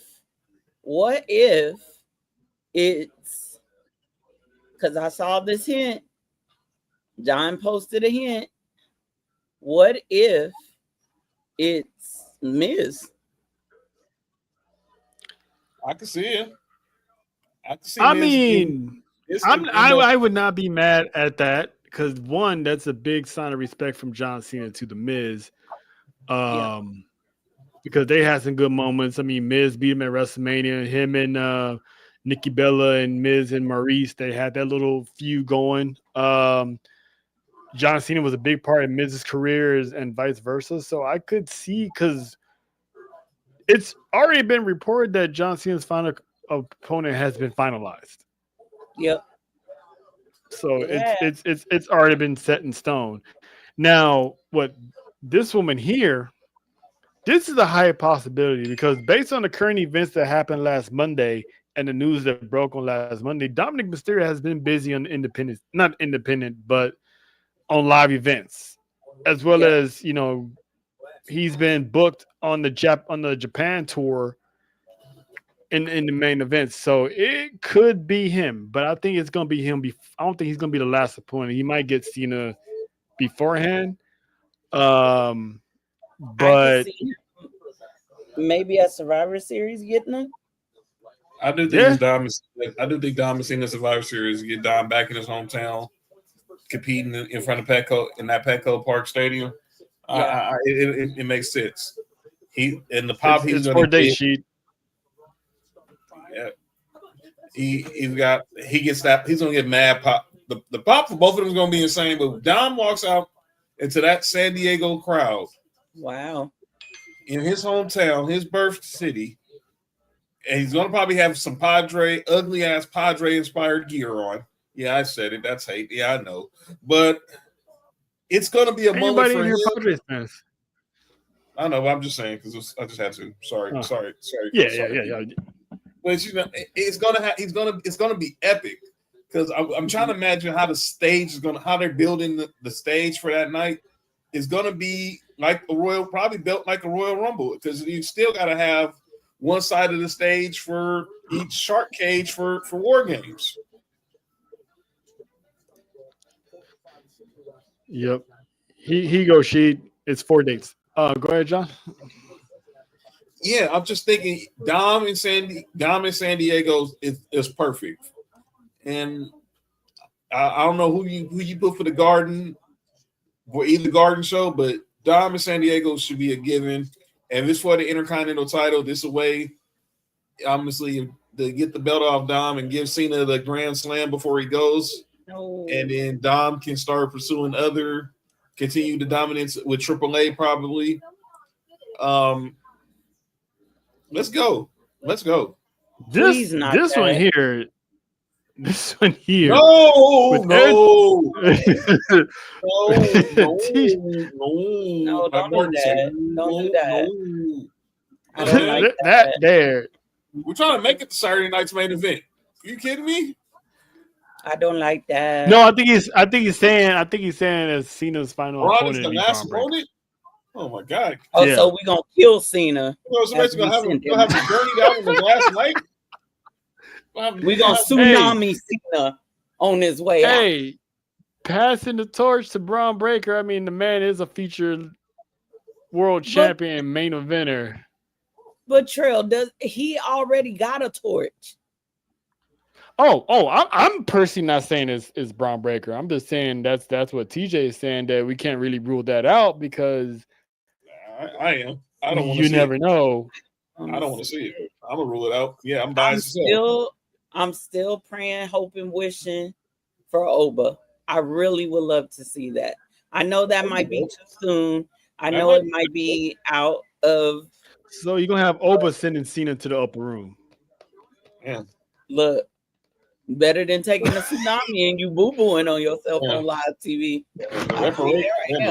Man, that's gonna cost us reparations, but that's a whole other. I'm kidding. I'm kidding. Yeah, we're gonna be taking those back. He gonna send Cena to the upper room. Cena gonna be in the upper room. But I keep my eye on it. But I would keep my eye on that because I want to see what happens and how we have it next week. Because obviously we haven't seen Oba back on TV since he lost to Ricky Saints. So hey, I can see it to be Carmelo battle of the Boston natives, the Massachusetts natives. That should be who she facing Boston. I know some people. Yes, that's who she facing Boston. Put Bella in Boston. I know some people are gonna say bring Sheamus out for old time's sake because it's the Celtics. Nope. If it's Carmelo Hayes or pass the torch to Melo, that would. And obviously, he has this feud now. He's been turned on the Miz. And remember, John Cena. That's JT. Yeah, that definitely is JT. John Cena made one appearance at NXT. Who corner was he in? Carmelo. There it is. That would be the biggest rub for Melo and to pass the torch to Melo and putting a young star over. And then have the Miz be jealous of that. Yep. Because Miz gonna be like, that should be me to retire John Cena. I think somebody said it earlier. Miz has been complaining that he has not been considered for the final opponent for John Cena. So if you do have Carmelo be that final opponent, it plays and Miz to that dynamic. Yeah. Yep. And it'd be like, it should be me. And then you have, let's say you have Miz versus Melo, winner gets Cena. And obviously Melo beats Miz. I know there is the rumor about the tournament in his last match. You could insert. Yep, You and then could have Melo beat Miz. You kill one stone there, and then you ascend to.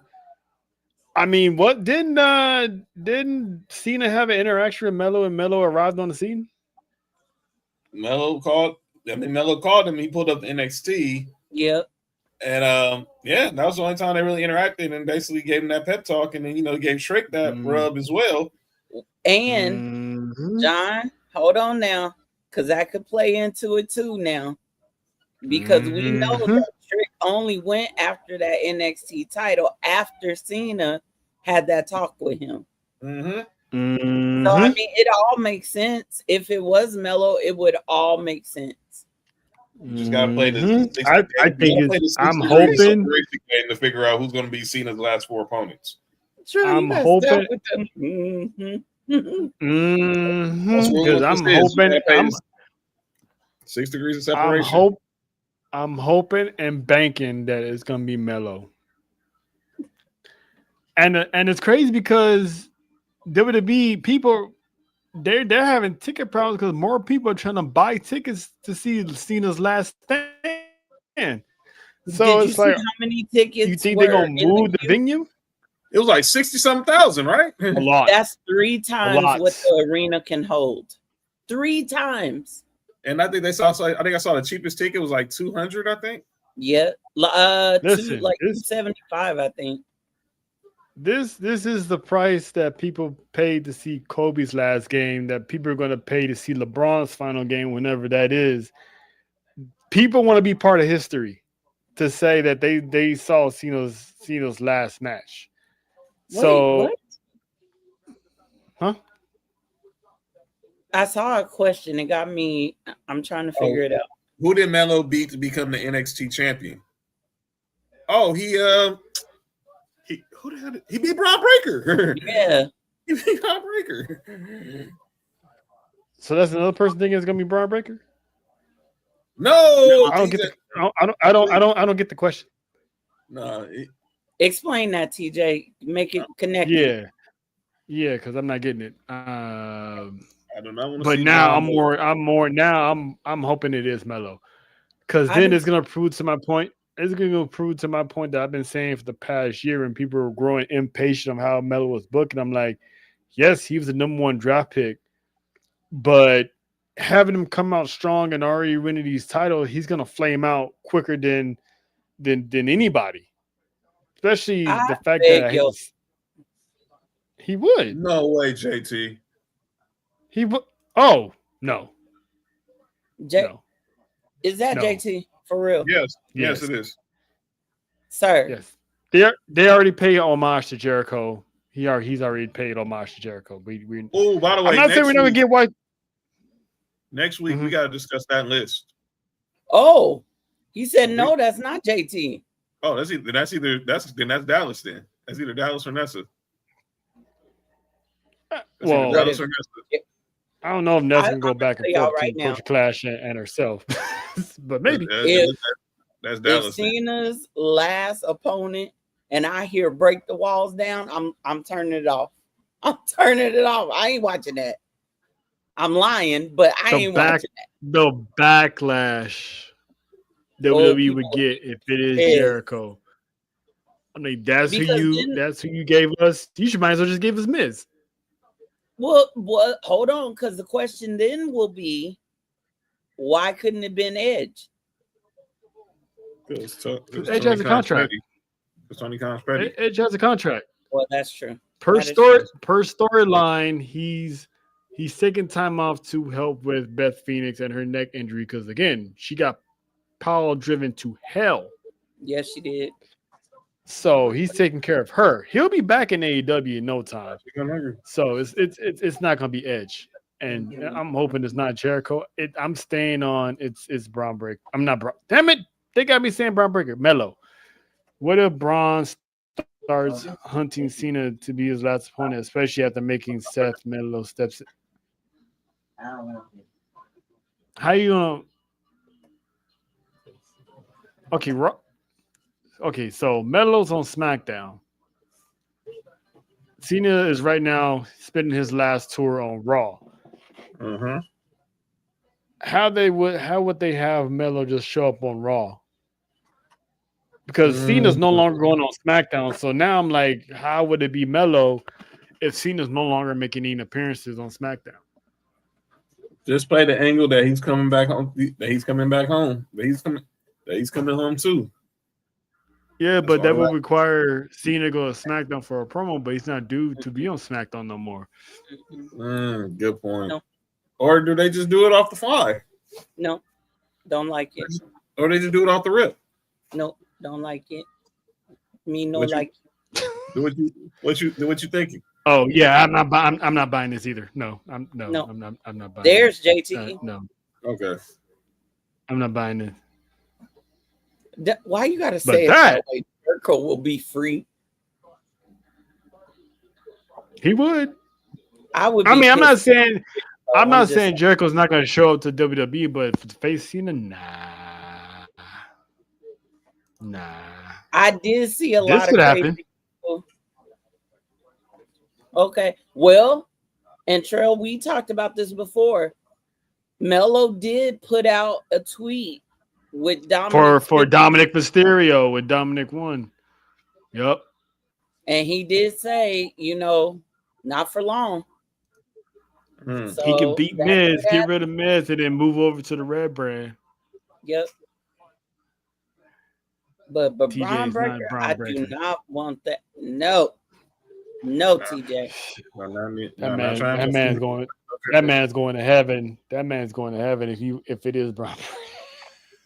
His last match, I ain't trying to see Cena wheeled out on no stretcher. Not me either. Oh, I'll be devastated. But yeah, that's not gonna happen. But then we also had. Sorry. Oh, you did see what? I did see people saying that Jericho is going to be the new leader of the division.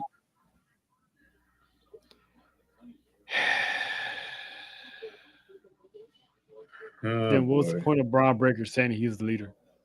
Thank you. Yeah, come on, people. I'm kind of tired of Jericho being in factions. Jericho old. He old. Listen. I'm tired of Jericho being in factions, and why are you gonna have Braun Breaker talk about he's the leader if Jericho's gonna show up and be the leader? Do you want to see Chris Jericho put his shirt off? I don't.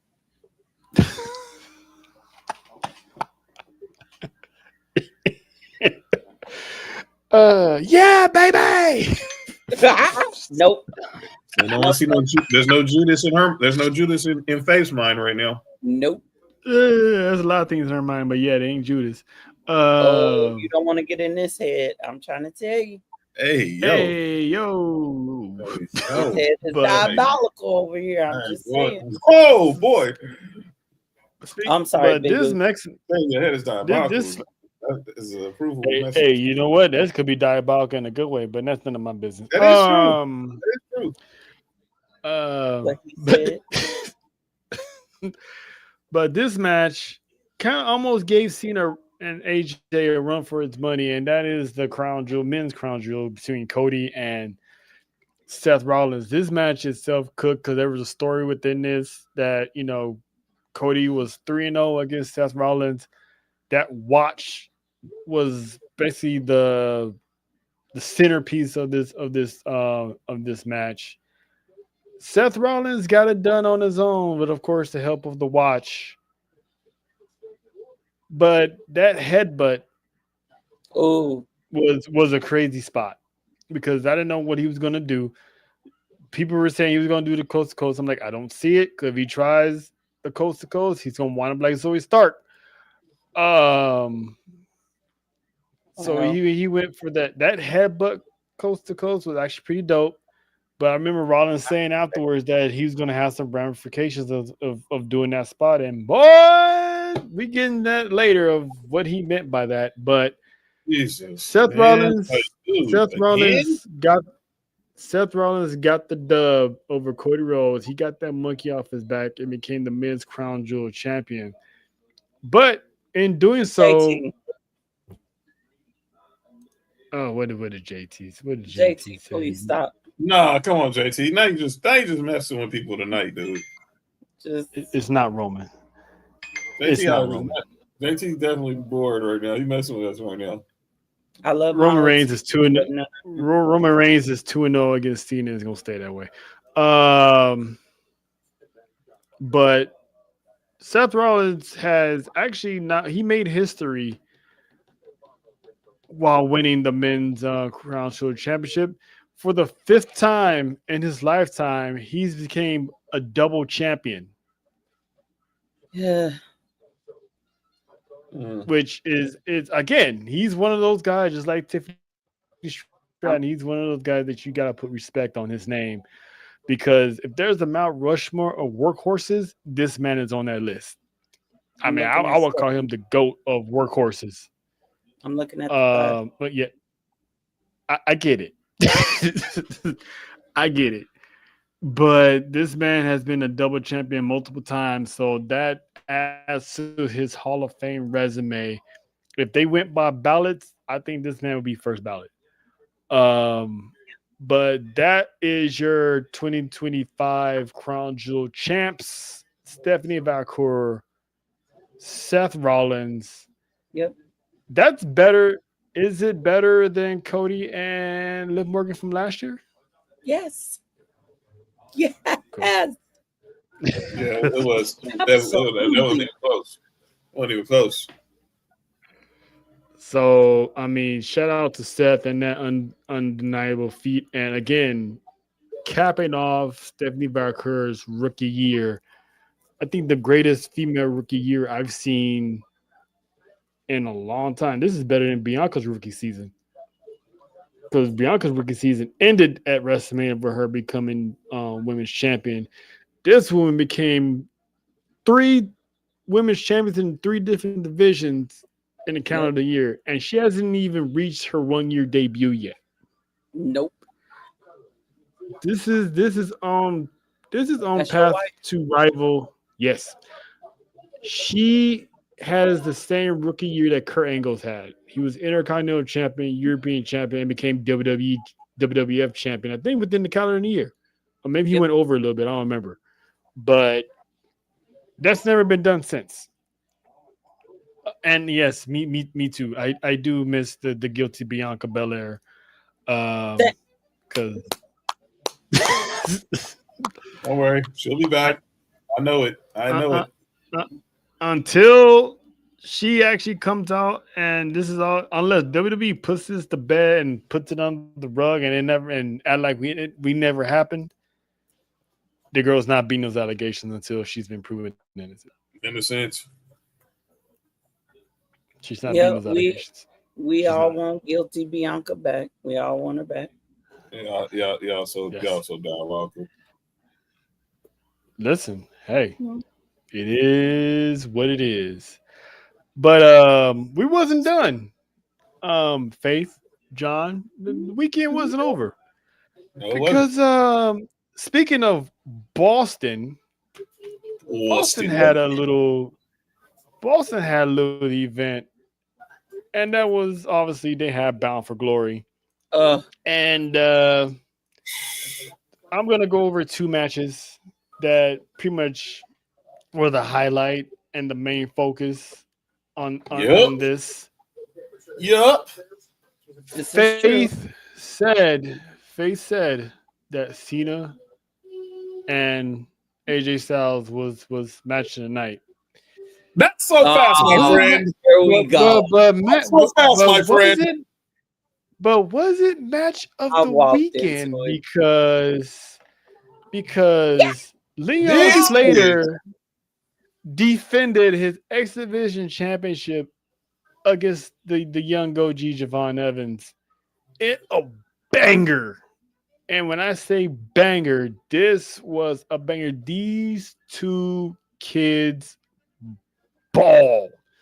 Oh my I god. mean, this Oh is my another one that had a standing ovation before they even locked horns because everybody knew what was going to happen. And they was giving them praises now because they was in for something. I mean, they was little brother each other with the fake pretend slaps or whatever. They was listen, Lena, you can spike wherever you want. Guilty until proven innocent. as Stone Cold Steve No. Austin will always say. So, but yeah, this match cooked, John, and I like how Leon was challenging Javon to do a chop off, and Javon was just setting it up. He's like, I got you, and it hits him with a cutter. This match was everywhere, and I loved it. And then not only did they cook, this match cooked so good that it ended in a double count out. The fans were screaming, "Let them fight! 5 more minutes." I was Santino comes out, was like, "We're gonna run this 5 more minutes." I'm like, "Bet." That match was about to kick off in a banger, and then of course the lights went out, and the YNs themselves, Dark State, spoiled the plans, took both of them out. Me personally, I like how that ended because that's how it's supposed to end because we're guaranteed to get another match between these two down the road. But to have them throw this match out because of interference, I mean, some people didn't like it. I personally didn't have a problem with it, but the match did cook. So, John, I know you're dying to talk about it, bro. Dude, this match, it rivals Cena and AJ because you had a classic of the OGs and a classic of the YNs. Dude, do you know what I was doing at 21 years old? Do we need to know that publicly? I was just about to ask. Yes, it's okay. It's nothing graphic. I was in school and I was working part-time at Target at 21. Shut up, Target. These dudes was putting on 5-star matches on the biggest stage in a big market. Imagine that. Look, last week, Faith, I had Javon Evans as my We Acknowledge. Just a simple fact based off, his match was coming off the match with Sammy. He made his debut in pro wrestling at 13, wearing the luchador mask, to the Jay Malachi stint in AEW, to when he got the NXT at 20, and to making his first match on national TV on SmackDown at 21. Leon Slater clearly is the embodiment of the Hardy Boys. You can't tell me that if I was to find out that Leon Slater is literally Jeff Hardy's son, I would not have been I would not be surprised. But these young boys cooked with hot grease. It don't even make no sense how great of a match this was. And I agree with Trail. I was glad it ended in a count out at first because I didn't want to see a loser. And then here comes Dark State, which clearly shows that this isn't far from over with these two. So we're gonna get these two dudes running it back. First, Leon Slater got to take care of his boss's future son-in-law on Tuesday, but then we can get this classic back, and it got to be on a big PLE stage, man. It ain't even close. I'm done, man. 21 years old, putting on pretty much a match you could probably say was match of the year. 21, two young brothers, one from the UK, one from North Kakalaka, putting on probably the match of the year.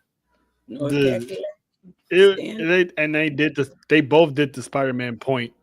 I don't know if y'all caught that. They both did the Spider-Man point. They pointed at each other. They are for real Spider-Man memes. It's like TNA and WWE literally had one version of the other. Like they literally had their own YN, and both of them were cooking. Faith, what'd you think of this match? Well, now that I done put my foot in my mouth, it happens, and y'all let me walk right into that. I'm still gonna say Cena and AJ were match of the night for Crown Jewel.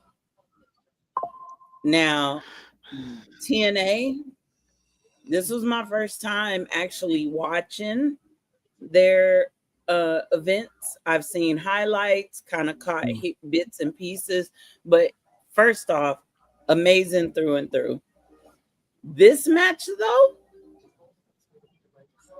match of the year contender. I Mm, I have to. mm. When Devon hit that cutter, no, the RKO into a cutter, Mm. I was almost up out my seat. If my knee was She not was. braced, I would have got up. That was insane. That match, That could It be like was. an ultimate heel move. You could tell that dude grew up watching as a fan of Randy Orton. right? Yeah. You could Like, tell he, I'm sorry, you couldn't have told me that Javon did not grow up in the household with Randy and his wife and was the adopted stepson, like in one of them Tyler Perry moves. Okay, you couldn't have told me Not because the he Tyler does Perry. it so good. But Yeah. this match gave me drama. It gave me edge of my seat. It gave me what's coming next. It gave me the wow factor. It pissed me off a little bit. I got happy again and then was pissed off again. But at the end of the night, it had me thirsting for more. I got to see them two young brothers cut up again. that's gonna happen. Yeah. Me too. Me too. Because you saw Javon's face when Stacks got that match against Leon. He had to look like no. Well, hold up. Right, He was not happy that right. he's gonna want that rematch, and to see them get all happy and joking with each other when they was but they had that conversation with the Hardy Boys. It's like, man, this is dope. It's like you just met a new homie. Like y'all like scrapped it out just for fun. No beef, Yep. and they scrapped it out for fun. And they kids, man. They homies. It's like they're living a dream that no normal 20-something-year-old would be living right now, especially of our color. I hope that So doesn't happen. See, I don't think they recruit Javon. I think Javon calls the shots. If that was to happen. Javon a boss. Javon, don't call me young OG. When you you an OG of anything, you don't take orders from people. You give out the orders. Mhm. yeah, I honestly don't see them. I don't see him joining Darkseid. I think Yeah, if I would ever give him an actual leader, I still would have Trick. I do too. That's a But good one. these two are gonna run it back, and I got them running it back on an NXT show. Because you got Halloween Havoc coming up, and then Yep, I'm pretty sure you got November coming up as well. I'm pretty sure they're gonna have some type of show in November or of course. December. But those two They're will going to the run it garden. back They're going again. to the garden. They're going to the garden tonight after Cena's last garden appearance. I would love to see them run it back and get a definitive winner once and for all. Because those two was magic. Perfect. Now I got Lives in a the garden. question. I got a question for the chat. John, you had all day to think about it. Faith, I'm gonna ask you, Mhm. who had match of the weekend? The youngins or the OGs? That is not fair. I know, right? And I done had 8 hours to think about this. Try being at my desk, and he walks up to me asking me this. I'm like, dude, you really? This is what we on right now? He asked me this. Trail, you diabolical. Let me think. Okay. Boy, I'm Let thinking me about let it. me let me let me Jeopardy music. answer. Oh, I don't even have that video here. Dang it. Okay, never mind. Play Becky. Play Becky. Just I need to think about this because I've been mulling this all day. okay. Match of the weekend. Oh yeah, I do have it. Yeah, I am diabolical because I'm the tribal chief around here. Yeah, you see me, the tribal chief. That's right. Yeah, I had some tribal chief types. Oh man, Cena, AJ, the youngins. Damn it, Trail. God. I'm still gonna give it to the OGs, and I think because I think we're never gonna see a moment like we did with Cena and AJ ever again. But Javon and Leon Slater could have one of those feuds that we're gonna be talking about for the next 10 years, as long as this partnership is going on. And if they are ever in the same company together, we know that with them two are to come, if Javon Evans ended up in TNA, that they would be the new AJ Styles or Christopher Daniels or Amazing Red of the X division, or if Leon Slater made his way to NXT, they can be that new, a more hyped up version of Kevin Owens, Sami Zayn, or Finn Balor, or shit. I'm going to see the AJ. I'm going to see the AJ. I'm going to see Who you the AJ. guys? Who you guys got in the chat? Lena, TJ, JT, Faith. You figured it out yet? You Okay. Okay, I got it. Let the dollar make a work. Party till I die with my chin up high. Fuck 'em all, fuck 'em back. Oh. I'm gonna go with Cena and AJ. Big U's had a lot. I do agree. We can see Jovan and Leon again. We're not gonna get the magic that we got. It's the way I see it is like, and I mean this in the most respectful way. Y'all don't be coming for my neck. Okay. It's like Geritol or Jägermeister. Where am I going? Mm-hmm. Good point. Good point.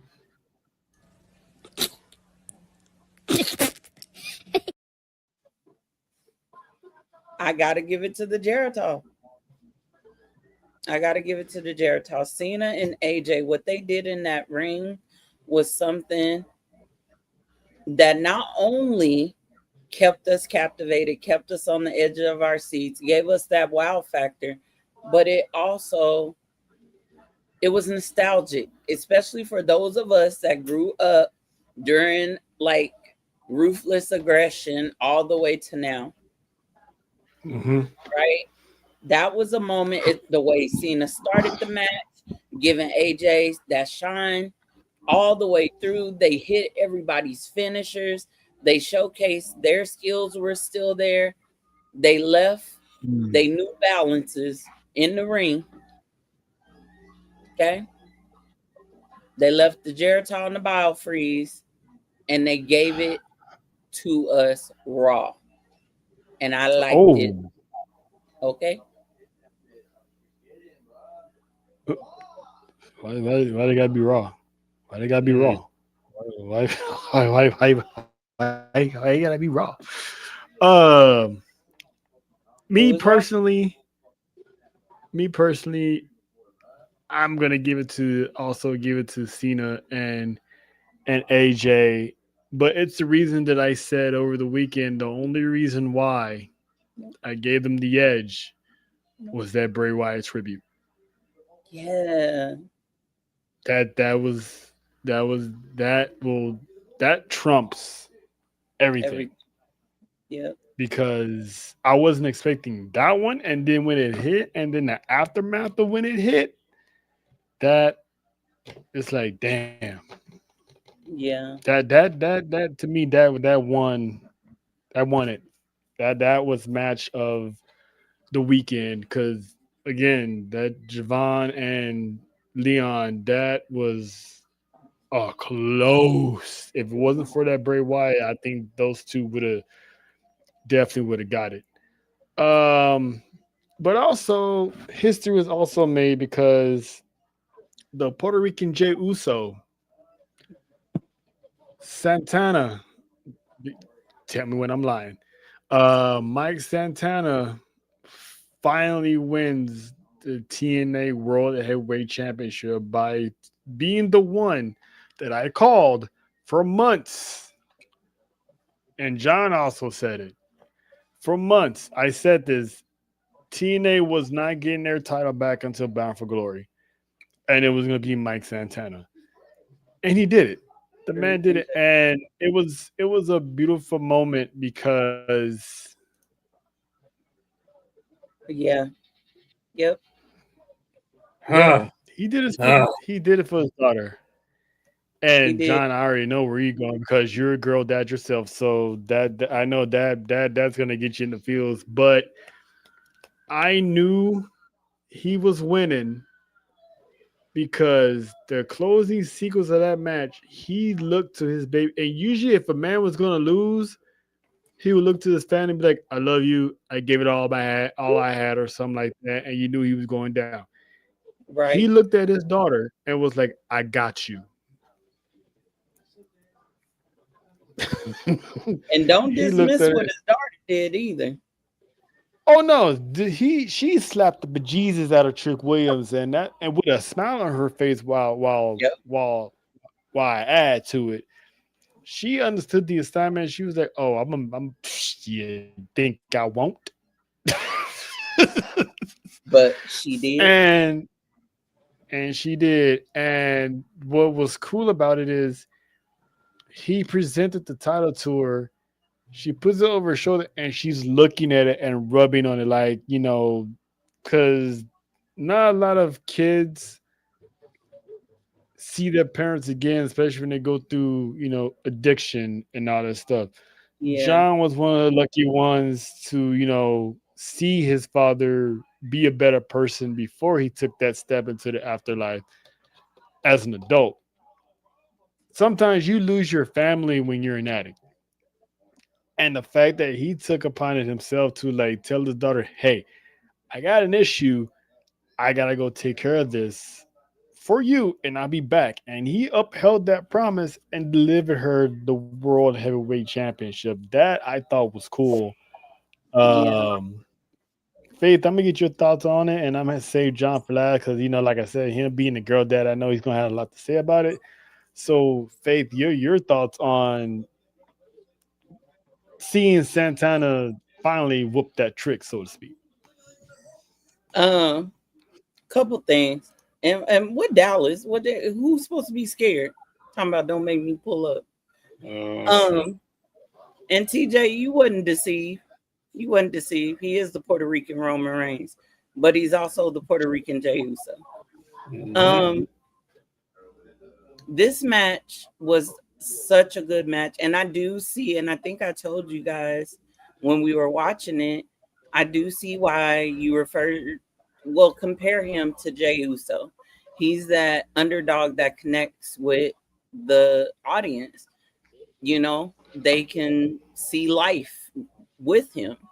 And so I don't know. I didn't know all the struggles until I did some research after I heard you all talking about it with Mike Santana. But to have his daughter there and the way he brought her in the ring, like I said, the match, amazing, great. But the moment that stood out to me was definitely having his daughter in the ring, handing her the belt and laying at her feet. And it was almost like he was saying, no matter what, you can stand on daddy. Daddy got you. Mm-hmm. Okay, Papi got you. That moment meant a lot to a lot of people. I can bet you. For those that know Mike Santana's story, his struggles, going through recovery, that probably spoke volumes to somebody else out there that is dealing with the same things, fighting the same demons, so to speak, for them to see that he could do it and come out on top after all the struggles and the battles and everything else. What an inspirational way to, one, show a father taking care of his daughter and giving his daughter the recognition, but also showcasing that although people said I was this, I'm no longer that, and now I'm a champion. Like he said, he's the chosen one. So I loved everything about it. Yeah. John? First off, congratulations to Mike Santana, the entire Santana family. This was your night. I know everyone wanted it to happen at Slammiversary. His hometown, he had the guy who did his theme music walking him out to the stage because it was a big fight feel. It's him, it's Trick Williams, it's Joe Hendry. The stakes are high. It wasn't the time yet. This was the moment. How you go from being a tag team specialist in LAX to going to AEW, being a part of the inner circle with Chris Jericho, then have to get put on a shelf because of injury,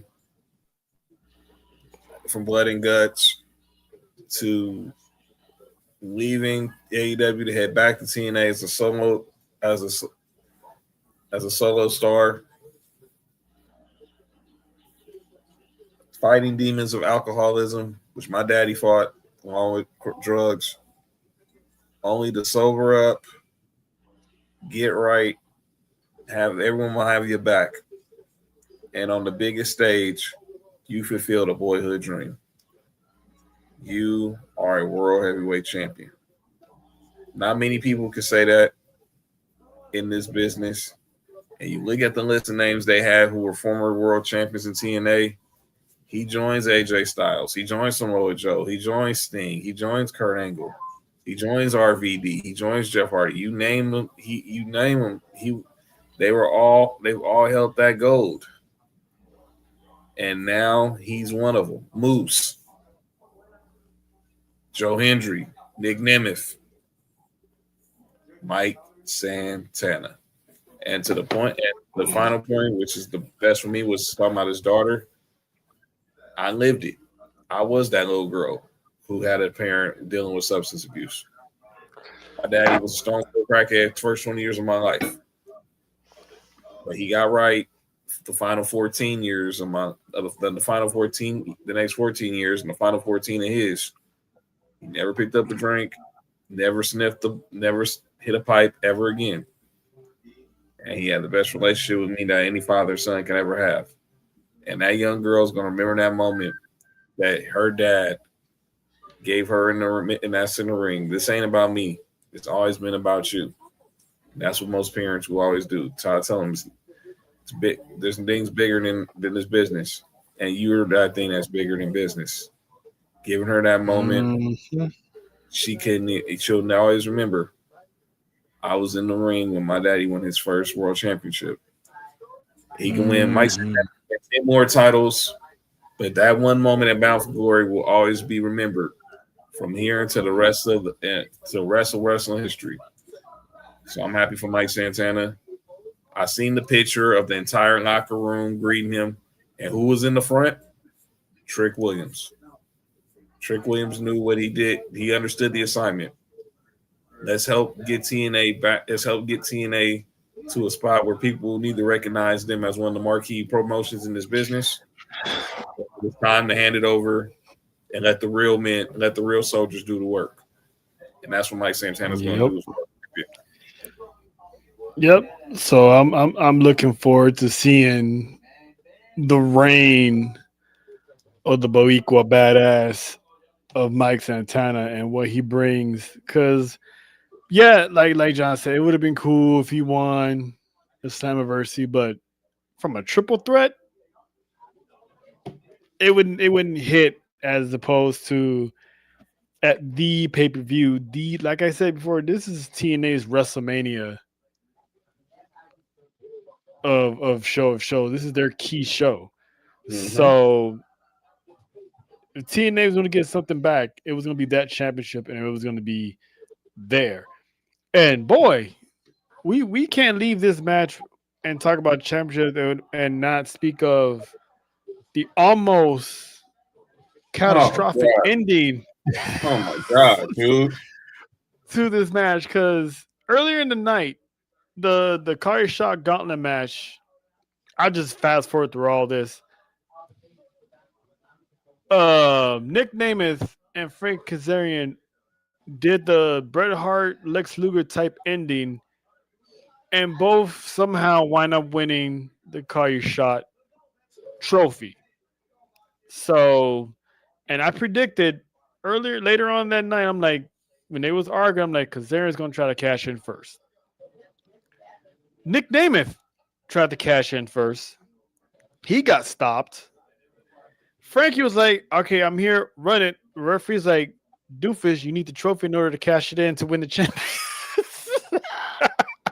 You would think the dude who just won, who was literally the Mr. Call Your Shot from a year ago would know would not forget the rules. Yeah, and he's like, ring the bell, ring the bell. He's like, I can't. You need the trophy. So before he can get the trophy, hey, he spin the block and got laid out. So I'm anxious to see how Nick Namath and Frankie will move forward being co-owners of this trophy because you can't cash in without the other one being present unless somehow someone gets taken out, an unfortunate injury, which I would never wish upon anybody, or this ends in a triple threat for that championship. So ain't no telling how long they gonna let this go on because the first time Frankie had it for a long time. So I'm glad it didn't happen because me and John were like, oh shit. I was sitting there like, man, do Like, not let don't do not take this night from this dude, man. you mean to tell me they had this man win and lose in front of his family? I was like, yo. So that's gonna be interesting. But that was TNA in a nutshell. You know, shout out to everyone else in the pay-per-view because the pay-per-view cooked. That was our debut watch along for TNA, and there will be more of those to come. It was And so good.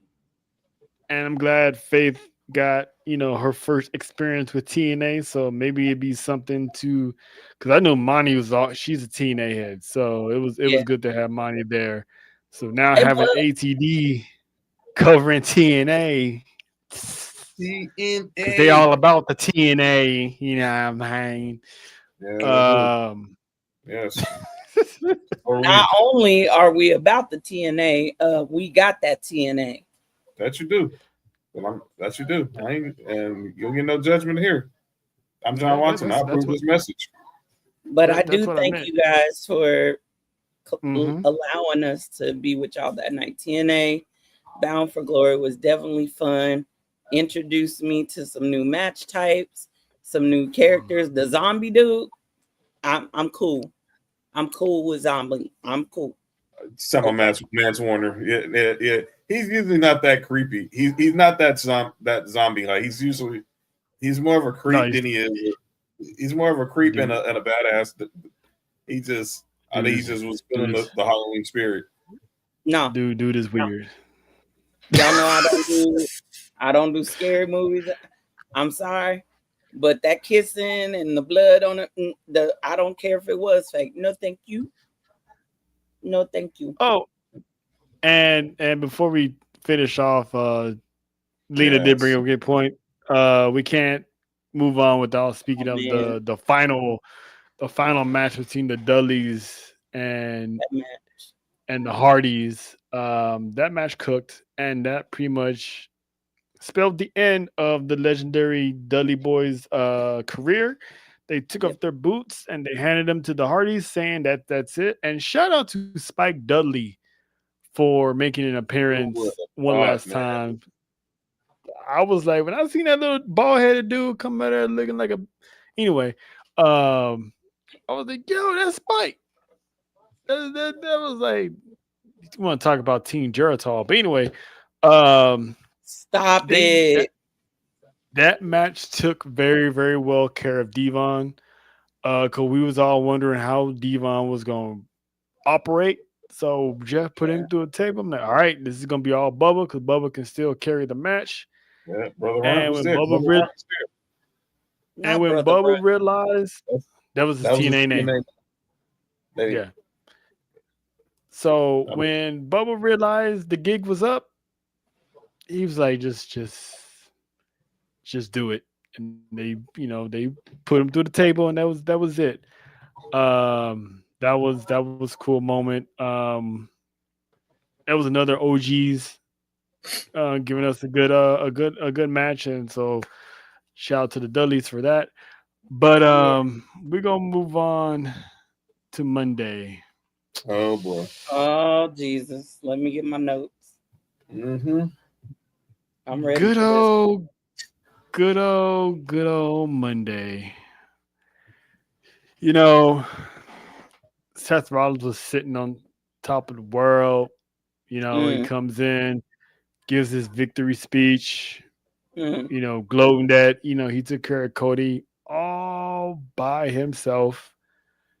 And then there was a triple threat match. The winner would get Seth Rollins in the World Heavyweight Championship. Main event Jey Uso, LA Knight, yeah, and Yeah. one CM Punk. That match was good. It was great. Everyone had their fan favorites, whatever. CM Punk wins, ultimately wins the match. Here comes Seth Rollins in the vision. Braun Breaker was like a rabid dog that got loose from the house, ran through them and speared Jey Uso to oblivion. Then they beat down LA Knight, and then they beat down CM Punk, Yep. and they stood tall. And I'm like, all right, this wasn't a bad Monday Night Raw. This Monday Night Raw actually cooked. And again, we all woke up at 4:30 in the morning for this show. The show cooked, and we was getting ready to sign off and be like, oh, that was a good show. The 2025 graphic, all rights reserved, blah blah blah, popped up. I'm like, oh, this was it. No, it wasn't. That is a crisis photo. You didn't have to do that. No, it wasn't, because when this Seth Braun Breaker. Oh, one more time. Run it back. One more time. You sound like you like Marlon Wayans and Don't Be a Menace. Woo, one more time. Oh my God, with So- his heels all out. So Braun Breaker was pretty much in a different zone the entire night after Seth Rollins saying that he didn't need anybody to get to where he's at and to beat Cody Rhodes. Braun Breaker was in the corner, turns around and spears Seth Rollins into oblivion. I was like, And holy then Bobby Blue. Paul Heyman was looking like, what the hell is going on? Braun Breaker, actually, when I look back and watch that video, Braun Breaker saw that spirit and just stared at him like a bunch of kids going, hey, you want to see a dead body? And he just stare at it. That was Bronson Reed. He was just staring at it, didn't move. He just looked. Kind of makes me think he knew that was going to happen. Yep. Braun was like, hey, you can roll with me or you can roll with him. Nigga said, bet. Pull that nigga to the side, hit that tsunami, like, hey, remember this? Hit that tsunami, looked at Paul Heyman's like, hey, you already know what the deal is. Paul Heyman looked, he's like, shit. Yeah, I'm not stupid.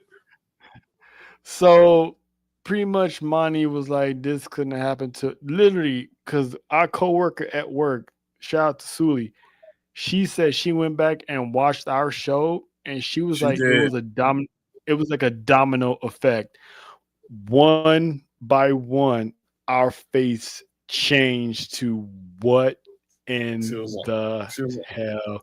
She was like, it was Monty's face, then it was yours, then it was Trail's, and then it was Faith's, and I was like, oh my God, like it was so. I'm like, yeah, that shit was still. And then I'm still.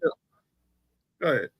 And before we get you guys' thoughts, there was another face that was shocked. She wasn't on our show, but I'm pretty sure she was just shocked as everyone else. Mm-hmm. And what I mean by that is we have another guest, and it's everyone's favorite techie.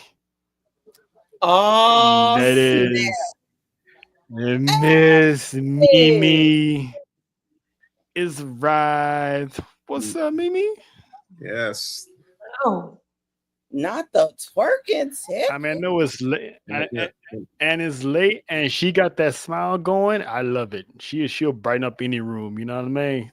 Fresh from the coffee table, The morning show coffee table, live from the morning show coffee table. Yes.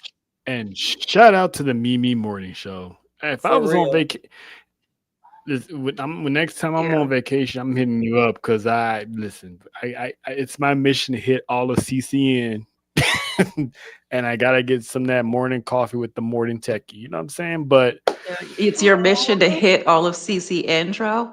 Hey, Hey. yo!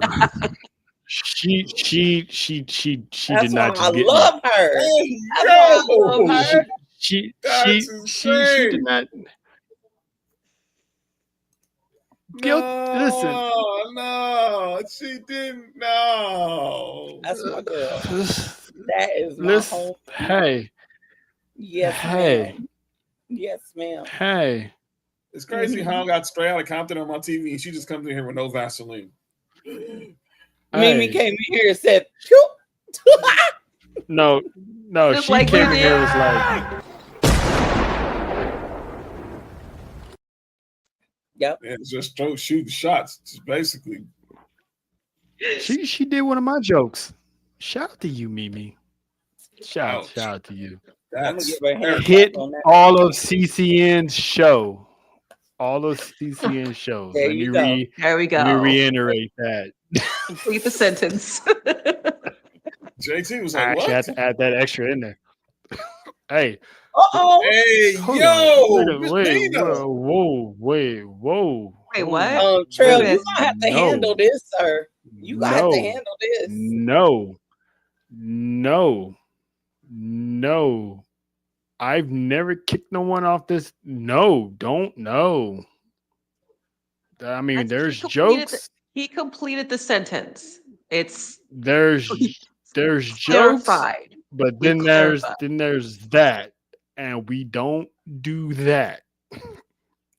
These handcuffs. Never. As so much support I show on the women of CCN, no. No. I don't agree with the first part of that. Handcuff part, everybody. Never mind. Erica. Hey, Listen. yo. She listen.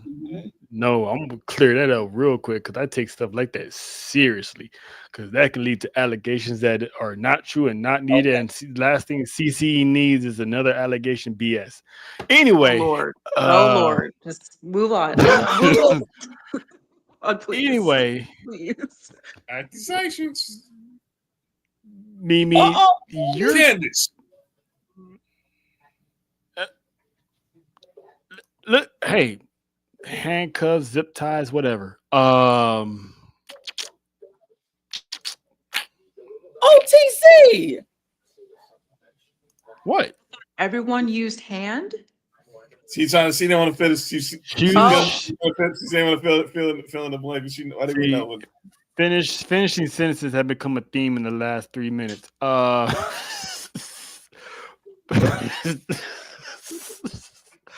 But anyway, Mimi, your thoughts on pretty much the last minute swerve of Braun Breaker, pretty much end the vision, kicking Seth Rollins out. I mean, I'm not surprised. Oh, the only thing I'm surprised about was how soon it came. Mm-hmm. That's the only thing I'm surprised about. Honestly, because Burnt Sienna has been giving him the side eye for a while now. Is wild. No, it's not. I never heard anyone call him Burnt Cena. That is awesome. Burnt Sienna. Yes, the crayon, Burnt his Sienna. tan, and Man, Burnt Cena. Mhm. it looks like the crayon Burnt Sienna. It's his color. That's one of my favorite colors that's too. Yeah. That's crazy. So I'm just surprised at how quickly it came. But with allegedly his shoulder, like, it makes sense, Yeah. Yeah. But yeah, I mean, it was, yeah. Some people thought his arm was It's in the like we swing saw now. it. It's like we. It's like we called it. Yeah, like I knew like it was coming, but But especially after it was like still what the. It still was, and especially after he won. But at the same time, it actually kind of does make sense after he won, like Crown Jewel 2, because that means he's at the tippity, tippity, tippity top. Righteous. And Mm-hmm. what goes up must come down. So, yeah, it's just, yeah. That is true. But I would I'm just It was so now crazy. I'm just looking forward to the next Raw. And what's I that gonna look like? I have been saying, and I think Trell and John can back me up on this. I have been saying for a little while now, just a very recent little while, that Seth was not a heel, that he was a baby face surrounded by heels. I saw the room earlier when you said that. That Okay. makes a lot of sense. Mhm. And I keep saying it, and someone asked me, why do you keep saying that? Because of this. A heel, I want y'all to think about Roman Mhm. when he was in that Golden Glove era.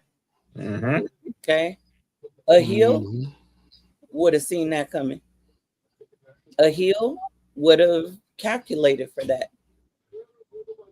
But what Seth did not see coming is that this was the plan all along. Paul Heyman was never there for Mhm. Seth, ever, not once.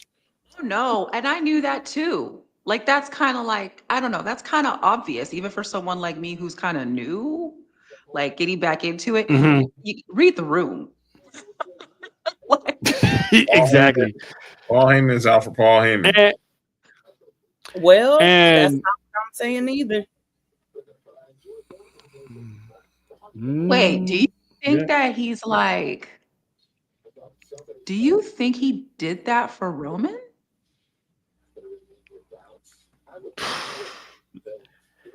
Hey, listen, That, this that, multiverse that theories not is possible he always did. out there. I'm telling I'm gonna you, say Roman Reigns has learned a lot, and he's calculated now. This isn't the same big dog that left the Shield. This man, being under Paul Heyman's wisdom, has given him wisdom, and he's gonna, when it's all said and done, he's gonna outsmart Seth Rollins, the architect, in a way that nobody sees coming. And if You know and if what? You know what I also just thought about though, and why I would understand why you said that. Because like, didn't The Rock, Final Boss, didn't he like give Roman the Ulafala? Mhm. Mhm. Yeah. So it's kind of like how The Rock would act. I mean, look, if you look at like how the John Cena turn went Mhm. and how he kind of that whole Mhm. like kind of like that, you know? Like it was kind of like that was yeah, that was like that could have been like Roman's version of that. Yeah.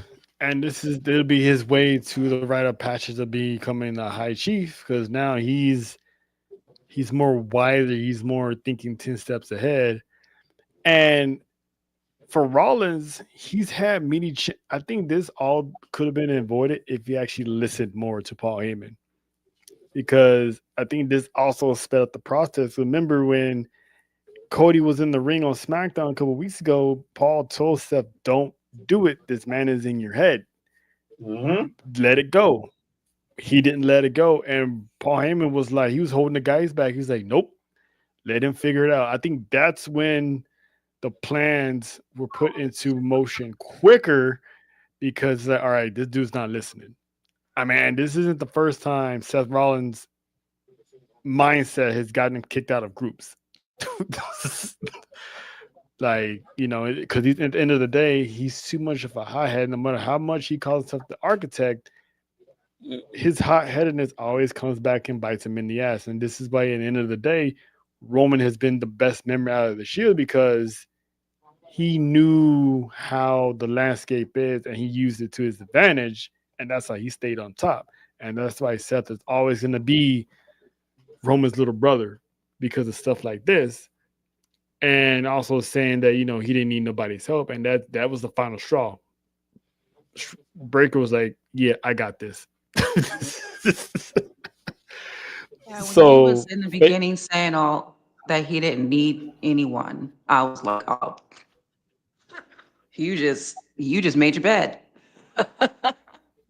yeah, and it's like he's like Rollins' character isn't the type you can mold and teach, because you can teach, but then he'll still want to do it his way in the end. Like people like Punk took from Paul Heyman, went on about his way. Brock Lesnar learned from Paul Heyman, and now he's smart enough to speak for himself, think for himself, and calculate for himself. I think, to me personally, I still got Roman Reigns as Paul Heyman's greatest pupil, because in the 4 years, 5 years, he's learned under Paul, and now it's like the man is untouchable. So, like Money said on Monday, it couldn't happen to a better guy. So, and with him having an injury like this, it's me. We all had Braun Breaker turn on Seth later on in the year, if not kicking off 2026, because I always thought that Braun Breaker was going to have a breakout year in 2026 anyway. But now, since this happened and due to his injury, we don't know how long Seth is going to be out. And from what I saw today, there's a rumor that he's due to have surgery. So if he has surgery, he's going to be gone. Yeah. If it's torn rotator cuff, that's 4 months. My mom had that surgery. So, which isn't bad. I mean, it's 4 months. And WWE hasn't said anything about it yet, right? The rumors is he's going to have to vacate the. Which how is he going to do that if Braun Breaker still has it? To vacate the title. I don't know. Do you think they squash it one more time? I wouldn't think so, but it's gonna be. Something's gonna happen on TV where I don't think he just hands the title to Pierce. He basically is gonna leave it laid out. Basically, gonna call a shot like, I'm coming back for this, and I'm coming back for Braun, and I'm coming back for the guy, and I'm coming back with vengeance on my heart. Some of that nature. Right, but here's the thing though. How does Seth get that title back to relinquish it? Because at the end of Raw, when the cameras went off, Braun took that title. Wait, who? What? He did. Braun Breaker took the world championship with him. He took Pierce it. He's like, it's mine Pierce now. got to get it back. Pierce got to get it back because it's not his. I think Braun is going to show up to Monday Night Raw with that World Heavyweight Championship, and that's where Pierce is going to be, hey, I'm going to need that back. Yeah, definitely. So basically you don't see Seth pulling up Monday.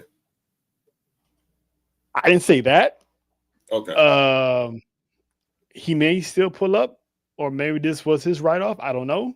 But I'm saying is there's no way you're gonna explain to me logically that you had your title stolen from him, and then he just shows up Monday with it to hand it over. Like, how do you get it back from Breaker in the first place? Unless they say, Pierce over the weekend got it back or something. You know what I'm saying? Then okay, but it's if it's 4 months, then he be back in time for Mania, and this is something I was asking Faith the other day, Mimi. Does this change WrestleMania plans? Because I had Seth and Roman for the World Heavyweight Championship. What if somehow Braun Breaker gets his hands on that title? Are we going to see Seth and Braun at WrestleMania? Or do you think the plan would go, what do you see the World Heavyweight Championship moving forward with Braun Breaker? I don't know. What popped in my head was Roman and Braun.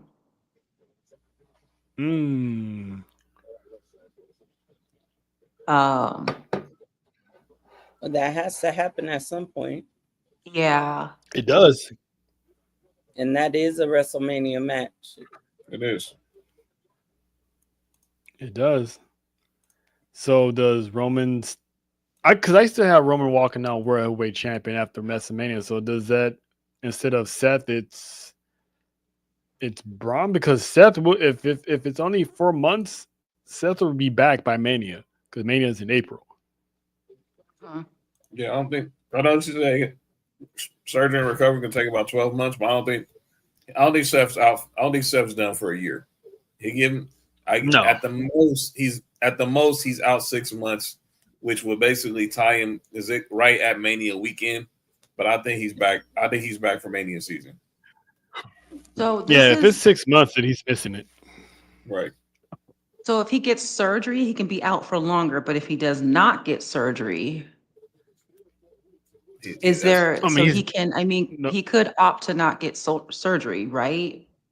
The plan. Well, he was in a sling, and Monday, if you go back and watch him, he was holding. That's why he's wearing that big ass jacket. He I was know. holding his Yeah. arm. Yeah. No, he's got to get surgery on that because whatever he did, he messed it The up really hope bad. 'Cause he was the hope was OTC was that he had a clean break. That's a clean break of his arm. They thought that medical people think that's actually better than having a lingering shoulder issue. He had a clean break in the arm, and he's back. They can pretty much pinpoint without surgery how he just he do extensive rehab, and he'll be back probably in maybe 3 months, 4 months probably. But he hasn't had that surgery. Knowing it's a torn rotator, if it's a torn rotator cuff, my mom had that surgery. That's the only way that heals. Yeah, that's the only way that heals. And right now it's just a rumor, so there's no confirmation that he's going for surgery. So it's just a rumor that he might have to do surgery. So I mean, character-wise, we don't like him. Guy's gone, but personally, we hope it's not surgery. But if he needs it, take care of it. Because the man is getting older and he keeps getting these injuries. It's like the man has put the company on his back multiple times. Him and Roman carried the pandemic.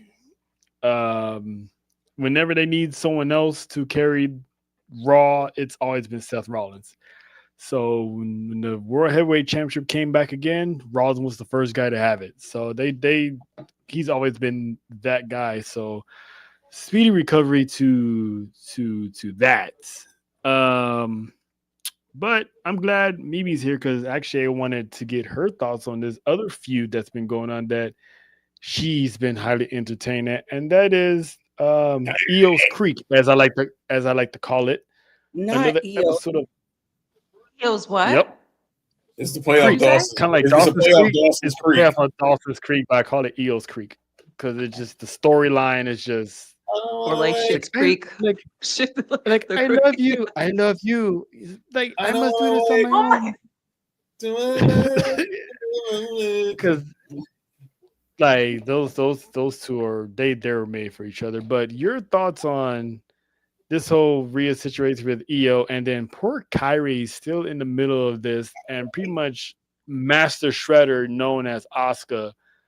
I mean, she looked like a little gangster with the jacket and like the pants and the little shoes. It's like she's like a little monster over there. So I know you've been going through the motions with the whole Rhea thing. So what are your thoughts on this?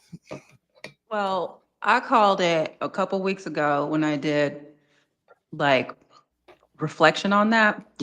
Asuka is in her like HBIC era. Yep. And I need to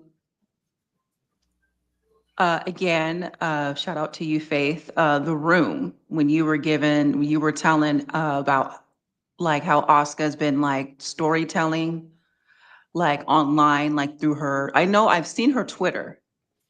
Like I've seen that, but I haven't seen her. I haven't seen her YouTube. Yeah. So now I'm intrigued and I want to like watch and see like, okay, like what's the full like backstory, like her side of the story. You know what I'm saying? Because we see her hitting Kyrie and yelling and all that stuff. I want to know her side, like what, as to why she's doing all this. I feel like it's a matter of time before Kyrie just gets fed up with Asuka. And she then goes and follows behind Io, which then with Io, there's Rhea. I don't know. Like I actually kind of had like a little think, like a little, I was like, what if like in time for like War Games, they like were on a team together. Like Kyrie like said, okay, forget Asuka, went over to Rio's side, and then they were on a team for War Games. Mm-hmm. However,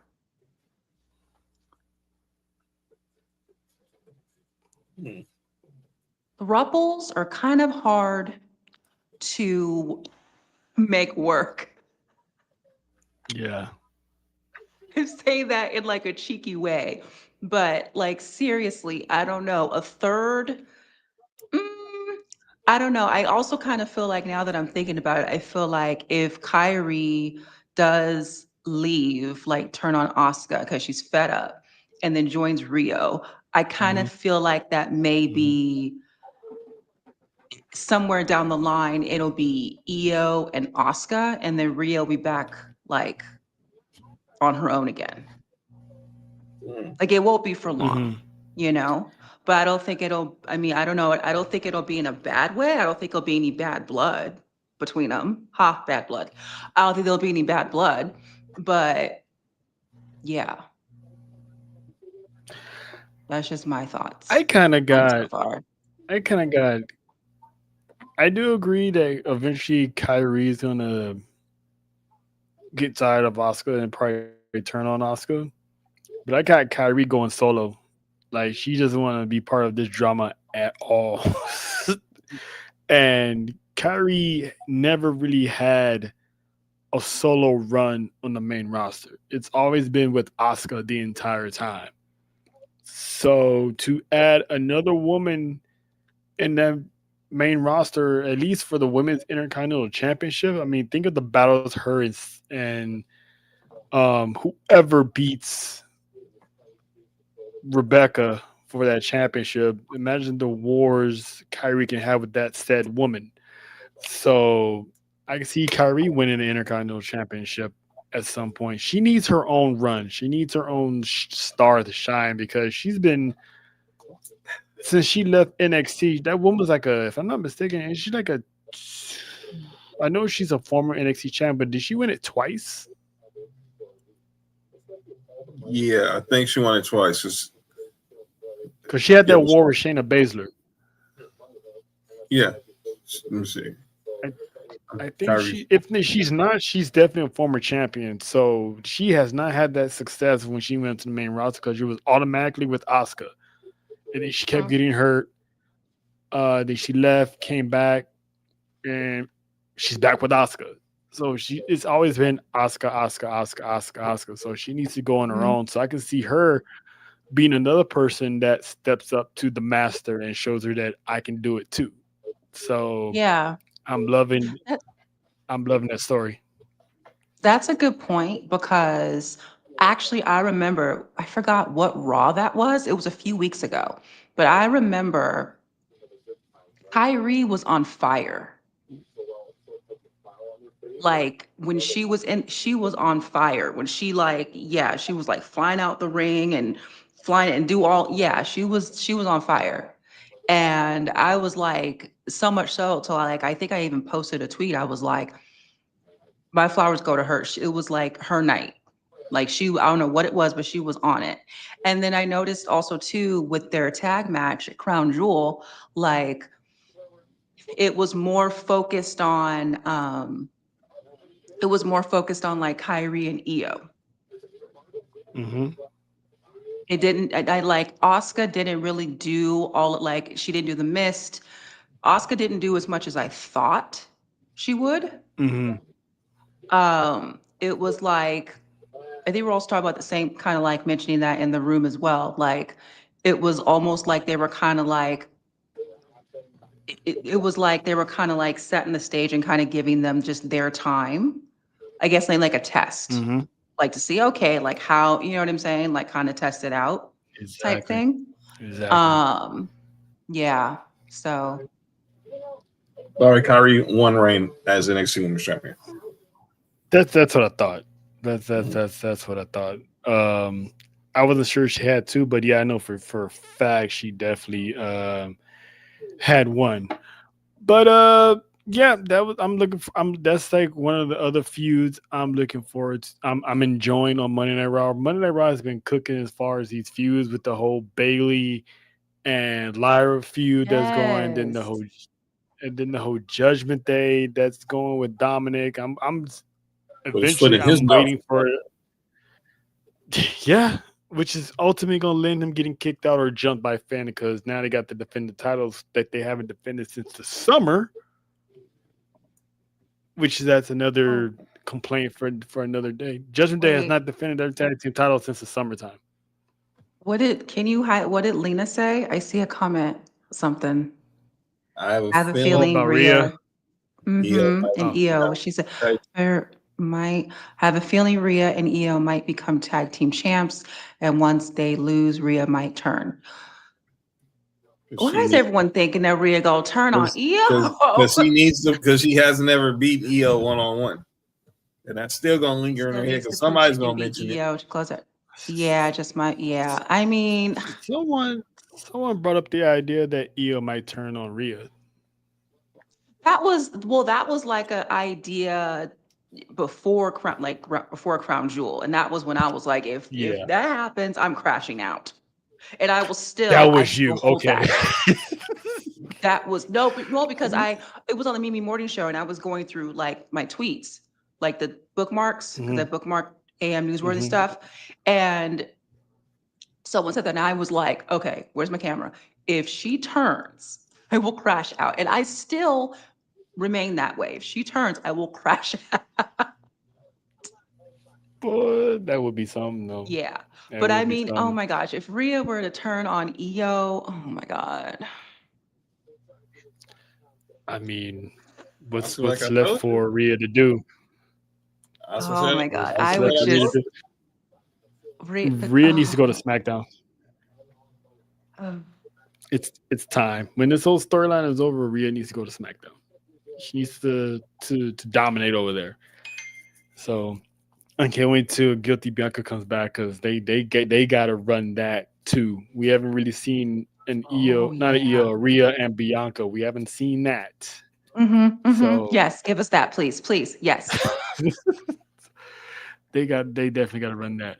So hmm yeah, that pretty much the main points of Monday Night Raw. So before we close out, we always have to do the segment with news, rumors, and injuries and stuff like that. So I started with Samoa Joe tweeted out, well, not tweeted out. He did an interview and he said once his AEW contract is up, is more likely he's set to retire. And he's not going to tell no one when he's going to retire. He said he's going to do it as a surprise to go out on his own, however he wants to do that. So that's another legend that's basically on a retirement tour, an unofficial retirement tour. So, John, your thoughts on a 20 plus year career of one Joe Sanoa, aka Samoa Joe, aka Sweet Tooth. If you've seen Twisted Metal, you know what I'm talking about. But yeah, a legend that doesn't get talked about much, and a man that could have did a whole lot in WWE if he was actually given the keys. That's one. That's gonna be the sad part of that because when Joe came to WWE, I'm going based off everything I saw with him in TNA. I thought this was gonna be a match made in heaven. Give me the Samoan submission machine. Even the guy who started the Nation of Violence. Give me that guy all in on the biggest stage, and we never got it. I mean, we got him at WrestleMania, pretty much squashing Rey Mysterio for the United States title, which he didn't deserve, and then technically Rey didn't deserve that either. I mean, look, Booker T sat Mm, down to do commentary, and he was like, "Man, this is it? Like, I just got here." I mean, so I look at it yeah. as like it's he had a good run professionally. Obviously, he wasn't the best run in WWE. He had a good run in NXT, but obviously we'll always know him for his days in TNA. His Mhm. AEW's been all right, but The first thing will always come to my mind, Samoa Joe, will be the early days of TNA, especially when he was an X Division champ and then became the TNA World Champ. Those will be the days I remember Samoa Joe. If this is going to truly be his swan song as well. Yep. Faith, your thoughts on your fellow Usman?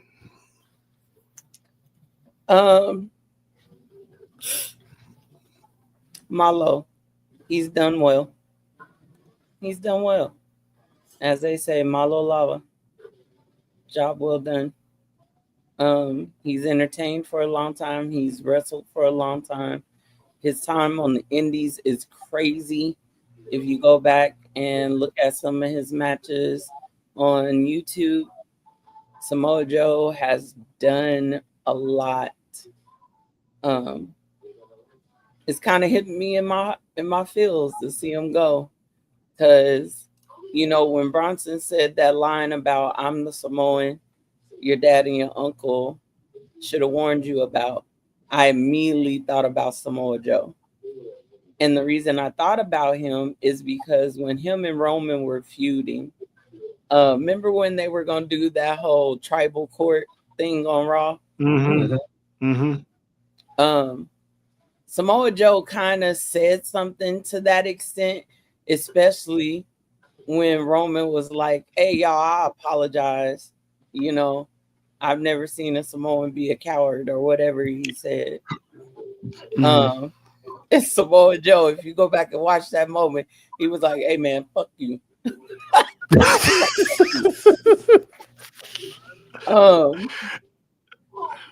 I immediately thought about Samoa Joe, and I'm like, "Oh, he should have said that to Roman. That would have been dope." Yeah.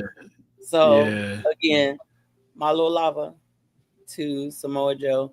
I will definitely be seeing his last match. I'm probably gonna cry like a little baby and just sit there and chant Joe, Joe, Joe, Joe. But Hall Hall of Famer, no matter what promotion he's in, he needs to be in somebody's Hall of Fame. Yeah, absolutely. TNA's for sure. Yeah, he Yeah. needs to be He's on the honored. Mount Rushmore. Yeah, that's all I'm gonna say. Cause I'm getting a little. Aww, when it comes to the Usos, it's always a soft spot for a good old Faith. Mimi, you have any thoughts on Samoa Joe? Have you ever seen or any of his matches or anything of his career? I Oh, girl, you haven't. missed. Oh, missed I'm I gonna have to send you know. some stuff, Mimi. I need to. You gotta I hook need her to, up. You gotta hook her up. I know. I need to go on the YouTubes, the tubes Yeah, of you. because that dude is a savage, and he's more of a savage on the microphone. Oh God. Like when he told Jeff Hardy, "Hey, why don't you pretend this is the AA meeting and shut your mouth while everybody else has to turn to speak?" I was like, "Damn." Well, what didn't Jeff Hardy just come back when he said that? Yeah, because he had a history of a wellness problem, and he just came out of rehab and all that stuff. And for him to bring that up, and even Randy had cracked a smirk, like, "Damn." Samoa Joe's a savage. Like He he's didn't the care only about one. them. He's the only one that put Brock in his place because Brock wasn't paying attention. He's that, "Hey, you look at me when I'm talking, or we can handle this right now." I was like, "Ooh, what his ass, Joe?" Yes. Samoans don't. I thought Samoa Joe was gonna beat the brakes off of Brock. Oh, He should have. I'm with TJ. He should have beaten Brock Lesnar. he should have. So He Because who's? Sorry, go ahead. Finish. I'll ask later. no, who's what? Go ahead. Oh, who's going to be his last match? Do we know yet? No, because he said that he's not going to tell anyone. He said it's just going to be a surprise. Like one day you're just going to wake up and you're not going to see him. I think that's the type of dude he is. He's gonna do the Tim Duncan. Yeah. He gonna go off on an island. Contract gonna be up. He gonna go off on the island somewhere, and he gonna be like, "You know what? I'm gone. I'm checked out." Yeah, See y'all when I see y'all. he's not gonna tell nobody. He's just gonna when you don't see him, It'll be he's a done. tweet. Deuces, That's all. deuces. Probably not even that. Probably not even Probably that. He just because Oh, he doesn't like that swan song type of stuff. He's like, I'm just gonna just leave. I know he don't like it, but I hope we get to see it. Yeah. But I'm sorry, Trail, you didn't brought some memories back right there with them promos, yo. The dude was a God, savage, dog. man. Yeah, he was. Jesus, he Dude. didn't. Remember Wendy? Remember that? Wendy. That was Oh, diabolical. Wendy. Your dad might not come home, but don't worry, I'll be your daddy. Mimi, if you don't know what we're talking about, so AJ Styles and Samoa Joe had a feud, and Samoa Joe showed up at their house, and when Wendy, my favorite part, AJ Styles' wife and daughter was in the crowd for a match, and Samoa Joe picked up that mic and was like, "Yeah, Daddy ain't coming home tonight. Well, not that Daddy." I was like, I'll be your new daddy. I was Like Joe's like, diabolical. "Don't you miss Joe?" backstory. Backstory. They are real life friends, so that's why that storyline was so good. Yeah. I always say when you're best friends or your family, storylines work even better because you can blur that line of realism. Yeah. Like Yeah. just look up Samoa Joe's Savage Hits. You'll find out all you need to know about Savage Samoa Joe. hits. Mimi, Savage we're gonna Hits. have to have a watch party, a Samoa Joe watch party. We should. Good. We Yeah, should. Ooh. we really should. We should. Aw. We can do it live. We can record it, or we can just have like a little meeting on StreamYard and just For real. like Introduce Mimi to Samoa Joe. Oh boy, yeah. And then I'll be sad. And then I'll be sad that he'll be leaving. Yeah. Yep. Well, Yep. you got plenty of memories because that dude was one of a kind. That dude was one of a kind. Yep. So moving on, we just talked about Seth Rollins earlier. He was scheduled for some shows and the Super Show in Japan. So he got pulled from that. And the man that is replacing Samoa Joe as the headliner of these live events is one Dominic Mysterio. Dirty dumb, dirty dumb. I think so he's gonna be Samoa Joe. Mimi. Wait, yeah, you said you meant Seth, right? So replacing Seth? Seth. Sorry. Okay, Yeah. Seth has been pulled for all the shows, the live events, and Dominic Mysterio has been replacing him as the headliner of these live events, including Japan. So it's gonna be him and CM Punk on a tour together in these main events, which is cool because no one's talking about it, but Dominic Mysterio is quietly having a good year of himself. I mean, from winning the IC title at WrestleMania to winning the AAA in Vegas, which is weird. It's crazy, John, and Faith and Mimi, both those titles he's won in Vegas. Yeah, home crowd, home where he currently resides. Mm-hmm. Where he currently resides. So he's having the run of his life right now. So maybe this would lead him to maybe having a championship match in the future. I don't see him winning because you got Seth, you got Roman, you got Braun, you got Bronson. If this man can get through all those people, if you can get through all those people and become world heavyweight champion, dude, that dude's goated. If he could lie, cheat, and steal his way through. I was just about to say, like his daddy. That kid would be goated before he turns 30. Does all that? That's insane. Goated. It's insane. But yeah, so shout out to, I know Nessa would appreciate that. She's probably sleeping, but shout out to Dominic Mysterio because, like I said, no one's talking about it, but the man is having a year of a run right now. Yeah, He really has been doing his Mhm. thing, and he's been looking better in the ring too. Oh Oh, yeah, Yes. and he's Yes. bringing that From Eddie Guerrero essence to the ring. from looking like a Power Ranger to just being a Guerrero. He Trail, looked like a Power Ranger. Go trail. back. Nope, Go back. I can see it in He my looked head. like Trail. he looked like that Blue Ranger that was in that Power Ranger Ah, movie. he did. He did. He looked like When he Justin. was He looked like Justin. early 2020, 2021 when he Go first go back to the when he, Thunderdome. when he was he made his debut. He pretty had the much SpongeBob haircut, oh clean, yeah, I think I remember. clean, Yeah, I've seen. I saw clips. Yeah, The sponge. clean, clean shaven, no tattoos.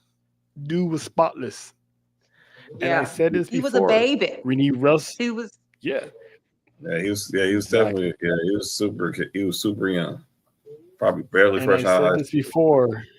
And I said this before. When he tried to wrestle like his dad, he was ass. When he wrestles like Eddie Guerrero, magic. Mm, mm, mm. Roman threw that boy like a sack of potatoes. Y'all remember that? Yeah, he threw him out the club. Literally. Roman He threw that he child like he wasn't nothing. no. This is what, where's that? This is what Roman did to dominate. And then you had Ray that following week. Threw him You against the did cage like a bag of I potatoes. don't know when Ray got in that cage. Living. I don't know why Ray got in that cage. Hey, Yep, and what match, happened to Ray when he got in that cage? He cooked. I'm sorry. But the dude, I do gotta confess something about that match. What? I laughed. Okay. I first apologize to any Rey Mysterio fans, but I laughed my black ass off. When Roman, after Jimmy came in the ring and lifted Roman's head, and Roman pushed him back, even Paul knew it was coming. Paul was like, "Oh no!" And he went over there and put little Ray. He put little Ray in that guillotine. And y'all remember how Ray was climbing up the rope and he was crying.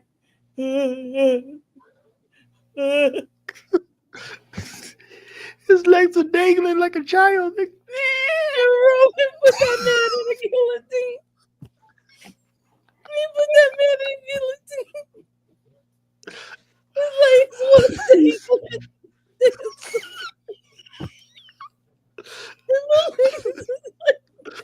Oh shit. Oh.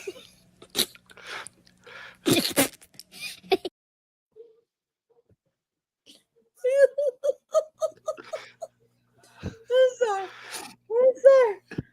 Oh. That was funny. I forgot about that moment. Choked You that ain't boy right, out Faith. like he wasn't nothing. And then said, You ain't. "Happy Father's Day." He told that man Happy Father's Day. Okay. Thank you, man. That's me. You do right. You foul, bro. Even Imagine seeing your dad. Chocolate. Imagine seeing your dad get beat up like that, man. Oh. More power to Ray, though. Little Ray. More power to Ray. You got your ass beat, but more power to you, bro. That Roman Reigns was the most Minutes. diabolical supervillain I've ever seen in WWE. Was that the infamous gold glove, Roman? Yes. Yep. Oh, yeah. Faith, that's another task. That's another homework for you. Google pandemic Roman Reigns. Yeah, huh? Yeah. Mimi, girl, He was a fiend. don't be alone when you You look would it up. actually you would actually hate Roman Reigns Okay. for a minute. No, she would. You would hate. No, she would at first. Yes, she would. No, ain't no way she could. Mm-mm. not like I hate him, but as far as like you into a good story or a movie, like, oh, I hate this character, but he's so good. Oh, I see what you're saying. Yeah, she would hate him, Yeah. but secretly she would like Mago. Mm. Mago. hmm I The see the why they origin of acknowledge. the tribe was yeah. I would justify the actions. Yep. There you go. See what had I'm happened telling you, was the first year of his Man, run, I was storyline on top of storyline on top of storyline. The man's acting chops was top tier, Oscar worthy. top tier. He beat the shit out of Cesaro and Daniel Bryan. Yeah, Yeah. Why would he he play he games with me? he emasculated Drew McIntyre in one promo. Emasculated that man on live yeah. television. Trust me, you got a lot of You my smart favorite heritage as far number. as You my favorite number 2. That's a shame. McIntyre did not recover from that either. Um, but yeah, so if you Still guys recovering. notice, he's still recovering, and now he passed it on to Cody. So I think he understood what he meant. But if you guys are not loving the theme music of these stars, have no fear because Death Rebel's contract is coming to an end. Because there's reports that Death Rebel's on their final stage of their contract, and the rumors are WWE is looking to go towards outside artists for theme music again, which I think that would be cool because there's a lot of people who deserve to have better music. And the reason behind this is not the fans, the locker room has voiced their frustrations over their music, and it looks like WWE is finally listening to the locker room, hearing their complaints and stuff like that. So, Mimi, your thoughts on that? And is there anyone on the roster that you would love to see have better music? I don't know. Like like what is the issue? What are the issues with the music? It's more like generic. Some of the talent it doesn't fit them like at all. Like if you go to the old NXT when it was done by CFO, they put on banger music. Like Aleister Black, he has old CFO music, and it just sounds like I said, it just sounds generic. Like they don't really put any effort into the the person's character because usually when you hear the music, he's like, "Oh, this character's coming out." Like it goes well, Yeah. and some of it just doesn't. Like Drew McIntyre's, he can have a better one. Sheamus's music is trash. Um, yeah, it's pretty much his. I think it's a good move because a lot of people do not like Death Rebel, and looks like they're gonna go through another stage when their contract is up. So hopefully it's up soon. So that'll be something to look out for. Okay, you start seeing different music because trust me, the entrance is everything. And if it's crap, 9 times out of 10, the people are not gonna really care about the character if the music is crap.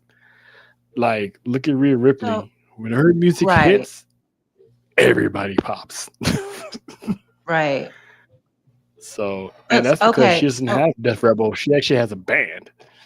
Right. That's what I was about to ask because I'm like, is Def Rebel like a cover band? Like, what are they? Is it a Are they producers? Like, how? And then Yeah, they how do just people some that creates. Yeah, they create music like in the studio stuff like that. Only producers? like Okay. top. Yeah, only like top people have like bands. Like Randy Orton has a band. Cody Rhodes has a band. Rhea has a band. I think Roman had an orchestra. So it's like not everybody had a chance to give their ideas of what what they want their music to be. They're just given to them without any say in it. So Hasn't Rhea always had her song, but just different versions of it? Because she had yeah, she's that been one of the song, but lucky it was ones a that have actually had a band. Yeah, she's one of the lucky yeah, ones. she's always had that because at first it was like I think it was a female cover. Yes. Hmm. Her NXT And one It then was. was when she was in NXT. She had the female. It was a female cover, the yeah. original. Hmm. And she was Yeah, she's because she been even one of the talked lucky about how ones. she talked about how she like was telling them like about the stomp and how she kind of had to like record like on her phone how she like wanted it to sound like the timing and stuff. So Hmm. yeah, so I'm like, okay, so I thought that that process was kind of like all of them, all the superstars kind of had that process. That's not the case. No, it just Nah. when I think like when they push you, sometimes you might have leeway. It depends on the character because I don't think Rhea's character they Uh-huh. can create just anything for her. I think they had to use a band. So Okay. Randy Orton had a band, so it Mm-hmm. certain characters call for it, but they actually have the input. Not everybody else has the input. Like Alexa Bliss doesn't have input. She wanted an actual band to play her at WrestleMania, didn't get it. So um Street Profits when they was in NXT, they actually had a guy sing their intro. I forgot his name because he did music for them in NXT. So sorry. Um, yeah, there you go. And shout out So to him. then, He was one of the guests on Humber Roses months ago. Josiah Williams. Shout out. Mhm. why do some people get like Alexa Bliss? Isn't she a big name? How come she didn't get a band? There's big names and then there's top stars, and it's pretty much who the company sees as like their top star. You know. Oh yeah, because they gotta shell out the money. Mm-hmm. Hmm. They Mm-hmm. want To that. pay for this. They're looking for the ROI of it all. They're looking for the return on investment. Okay. Yes. Yes. Yes. Yes. Hmm. And now it looks like everyone's gonna start having a little input into their music moving forward. So that's gonna be pretty good. Well, that's good Um, then. Yeah. yeah, it's definitely good. John, you Yeah. got any thoughts about that before I get to the injuries? I mean, not the injuries, the releases. Uh, if this is it, hell fell well met. Give good music. Go find good music. I know everyone wishes that Jim Johnston would come back, but you know, That man is old. look, man, can't keep recycling the past. Just go find someone who's good and talented and that's willing to work with the talent. Which is Rich Hall. I mean, not Rich Holland. Using bands. Sometimes you can go out there and get a band that wants to, link up and collab with WWE. There's a lot of fans out there that are in the music industry that want to collab. So hell, get shoot, call Marty. Marty would be a good addition to WWE as far as music and stuff. That man is talented, and his awards back it up. Um, but yeah, so moving on to the releases. One of them is too bad Faith's not here to talk about it, but one of the releases was a little bit of a shocker, and that was Lance Anoa'i, part of the Bloodline family. He officially announced that he was leaving WWE. He did not renew his contract, which comes literally a year after he signed with WWE. He was sent to NXT, and apparently he's been cleared injured free this whole time, but they didn't have nothing for him. Uh, John, your thoughts on? I mean, did the term "drop the ball" has been thrown around lately, but did they drop the ball on Lance? I can't say because I've never seen him perform. I know he's dope. I know everyone who talks about said he's good in the ring. But when you come into a company injured, it's not to me, it doesn't help. Mm, Now, if he was just a free agent coming off the indies, like and was healthy, I think we would have saw him immediately just based off his last name and what he's done in the past. But when you come in injured, you basically gonna walk off health. It's rare to get you in healthy. So if he felt he was healthy but he couldn't contribute to WWE, he had every right to leave. But they probably felt that maybe they didn't get, and they don't feel like they was getting what they invested in. I don't know. That is true. Yeah, because I thought for sure he's gonna get called up to the main roster sooner rather than later, but I guess not. But there's a whole lot more I wanted to go into, but it's getting even later and later. We're running out of time, so one of the releases I'm gonna say for this is what we're doing, because I know John, you want to get into this is what we're doing, so let's do that. And I think this is the first time Mimi's actually seen this segment, so this is where we call out people in the wrestling community or the IWC on something we see that doesn't make any sense, and you're like, yo, is this what we're really doing? Like, is this how we acting? And like, yeah, you're not the first person that's laughed at that. Every person that came out here loved that photo. So shout out to John, shout out to Nick for making that photo. But John, I have you start off, and maybe Mimi that'll give you an idea how we do it. So, John, is there anyone you would like to call out? Yes, sir. It's the IWC, and the Not usage again. of the yes, and it's the usage of the word fumble. As we know, we were just talking about the releases, and there was other releases we went into, but we'll spare you. But I want to focus on Wesley. We got to stop using this word fumble every time someone has not been used on television and God knows when. But we clearly never talk about them when they're not being used. But once they get released, it was the biggest fumble ever. Like this tweet from Pro Wrestling Fan at United Wrestle. Wesley was genuinely a generational fumble on WWE's part. He was cooking as North American champ. Then that heel turn killed it all. When you say generational, I don't see that. This is no disrespect to Wesley. He's not generational. He's a really good wrestler. Generational is guys like Roman Reigns. Generational is guys like Brock Lesnar. Generational is guys like Randy Orton. That is generational. Wesley is not generational. He's a very good wrestler. He was a great North American champion in NXT. He was a good tag team champion with MSK. But to say he was a generational fumble, that is flat out wrong. So we got to stop using this word fumble every time someone gets released, and we haven't said nothing about him in 3 months.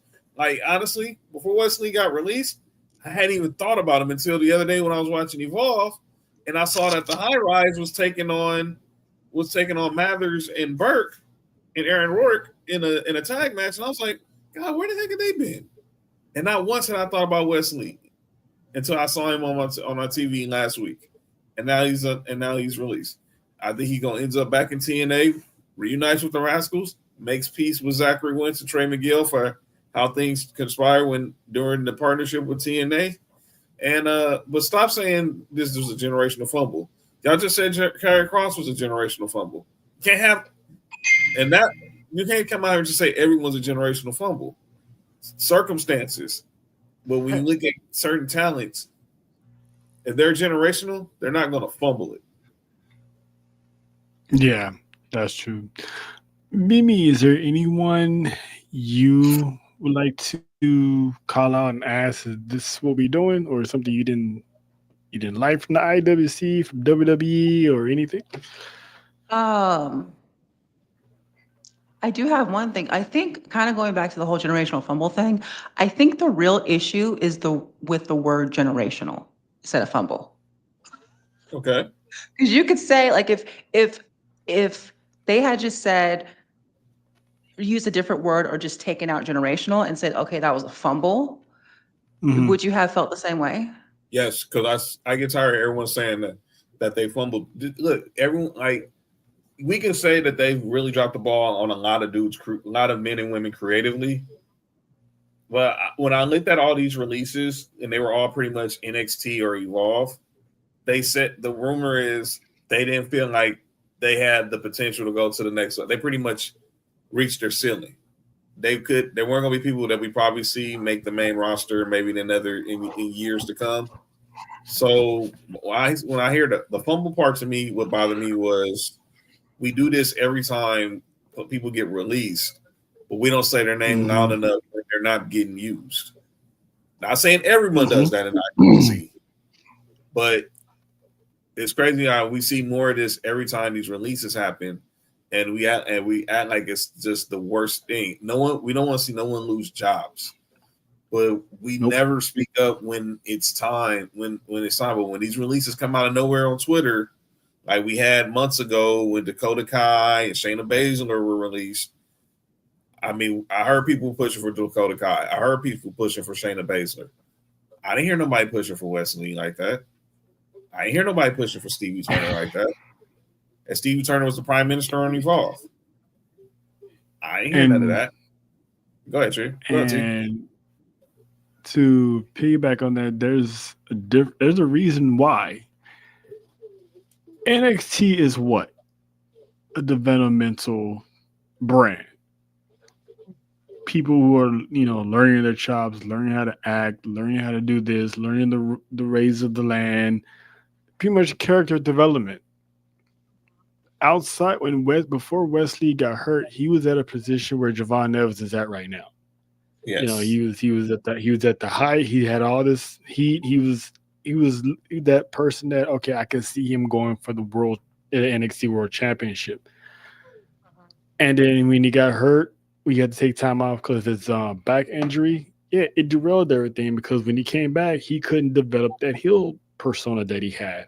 So when people say he fumbled, say, what did they actually fumble? He was a developmental talent who didn't make it to the main roster yet. He was still learning. And when I hear release, I think of people getting fired. He didn't get fired.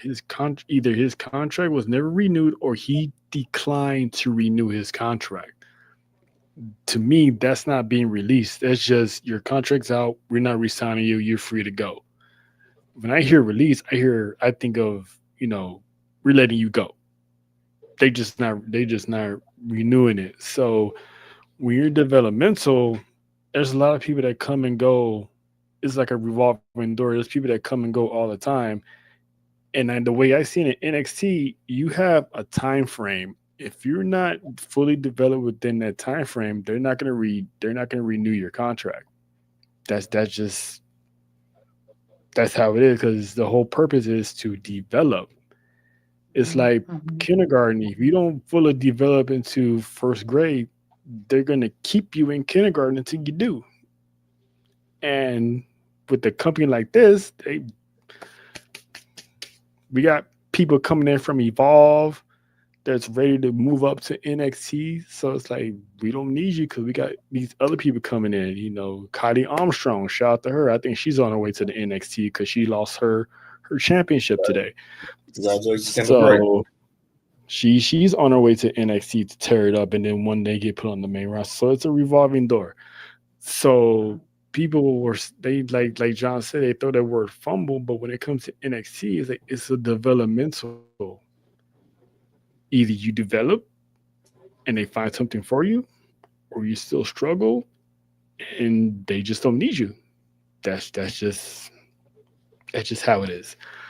For me, I'm actually gonna call out WWE because they had Crown Jewel, right? Yep. When WWE has their events, they have the program card of all the stars that's on the roster who's going to be on the show, right? Tell me why these two were on the program card. There's no way. There's no way. That's the Crown Jewel program card. Oh no. Are we sure? because it was people were talking about it online. That's where I got it from. Like that was the Crown Jewel program card, and Karen Cross and Scarlett are in that program book.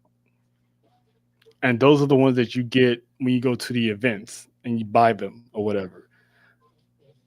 Why they're still there if they're gone? Did someone not get the memo on that? No, but for real, like, is that really, did they, I need another, like, was there a cover that it said 2025 Crown Jewel? Like, Yeah, I didn't copy it, but the cover it was Crown Jewel for this year. That's insane. well, And I saw it before Crown Jewel. you saw that photo before Crown Jewel, or you saw? Mhm. I saw that post on Twitter of that program on Twitter before Saturday. I think I saw it Friday, and people were making fun of it. Like, wow, like someone didn't change that. Someone didn't get the memo. Yeah. Oof. That's but someone's got a pink slip. That's a fumble. Someone That's a definitely major fumble. someone definitely got a pink That's slip. There's ain't no that's way in a hell you major make. fumble. There's That's no a way in hell fumble. there's no way you make that big of a blunder. Yeah, Somebody was sleeping at the wheel. Somebody I was saw sleeping. that. I saw that. And I was like, "Ooh, I can't wait to talk about that on Wednesday." Because how can you? And I can see it was like one little graphic or something. No, it was It looks like a spread. yeah. Oh, wrong one. Oh, you gotta put There we it. go. That's a Yeah. Look at this. spread. Look at this. Both of them on one page. Okay, yeah, that's Now, That's now, that was funny. I couldn't believe it. wow.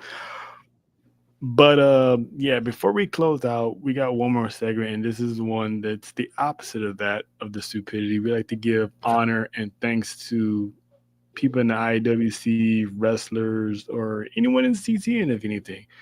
So we like to call, we acknowledge. And I'm going to go first because I would like to acknowledge, we talked about them earlier, and that is the Dudley Boys.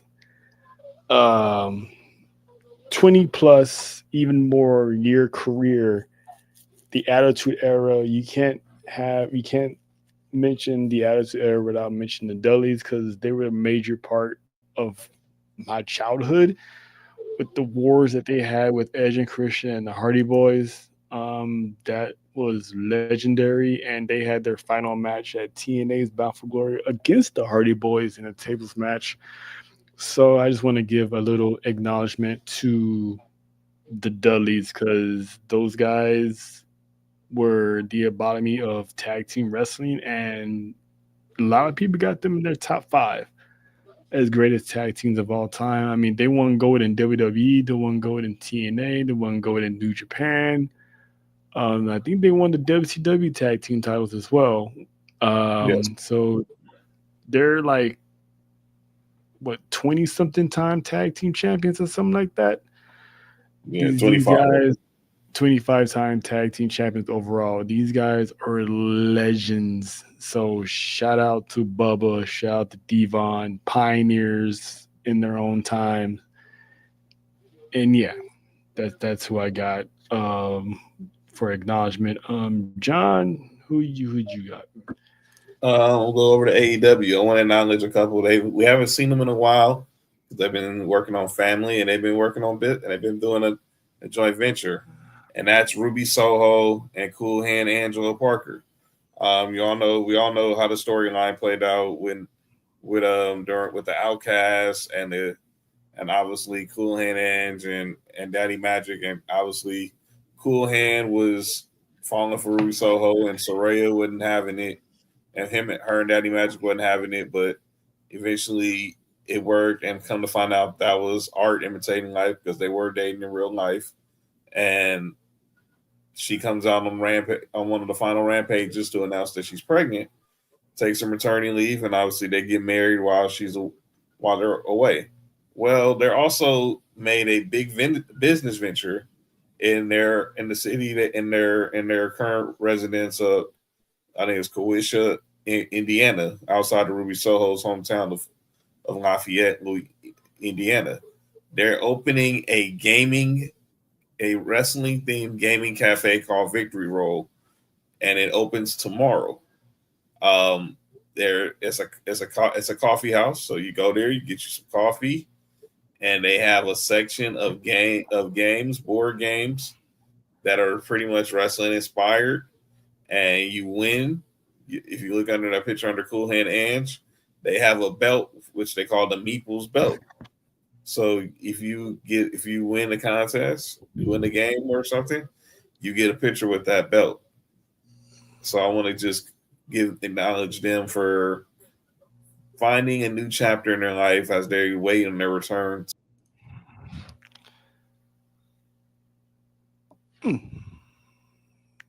Cool. Mimi?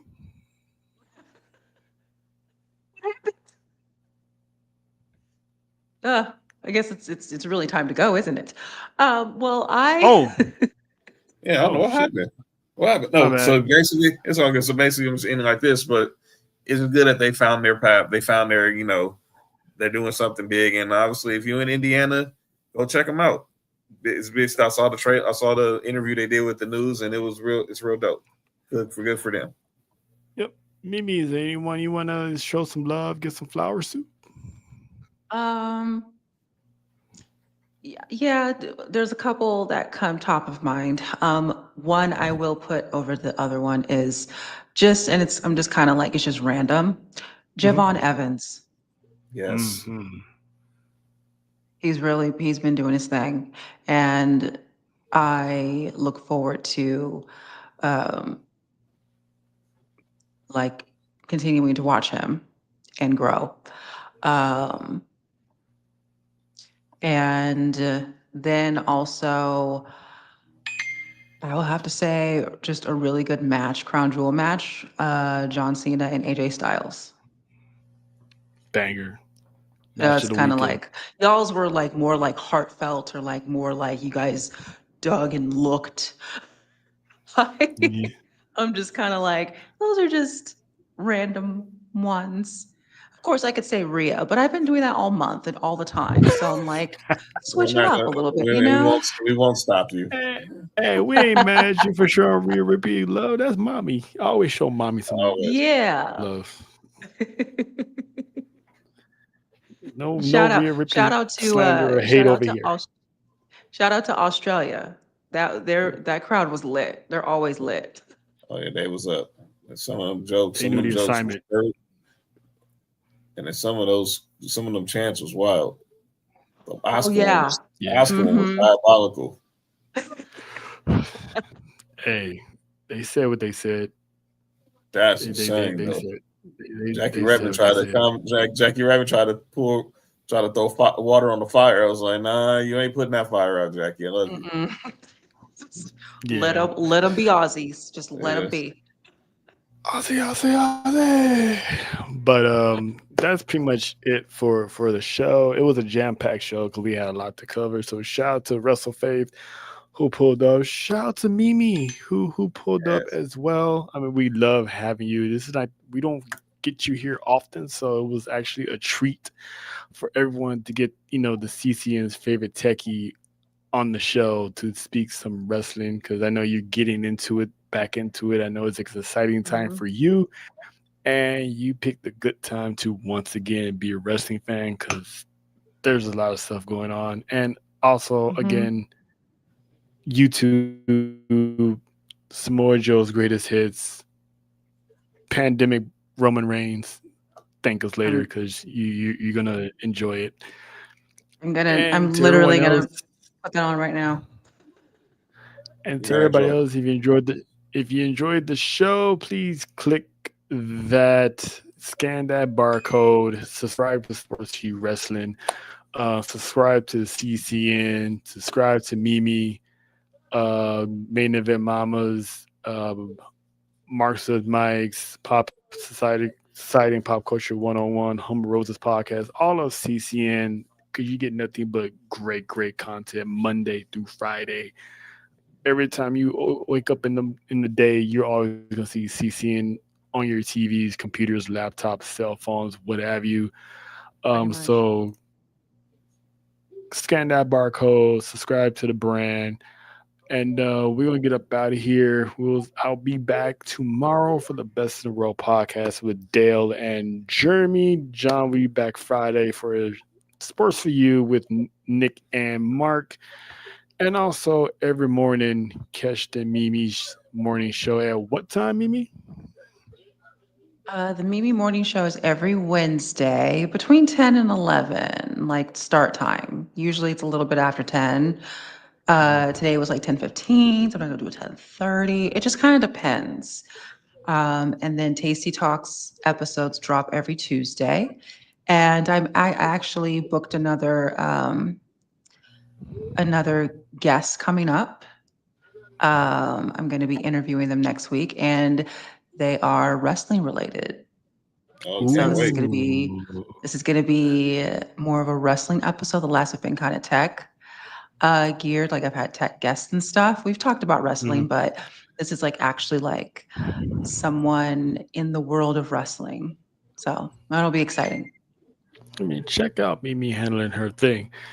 Subscribe to Mimi on Twitter because her episodes may be once a week, but trust me, she is active on there, and sometimes she be posting some hilarious stuff at times. Also, some educational stuff at times. She will make you aware of current events, whether it's tech, wrestling, whatever she's got going. Trust me, she's worth the follow. She's a very talented human being and a great person at heart too. So shout out to Mimi. So we're gonna get up out of here. Y'all have the safe rest of your week. Enjoy the weekend, and we will see you back Monday for some Tribal Warzone with the Fab Fours. So we are out.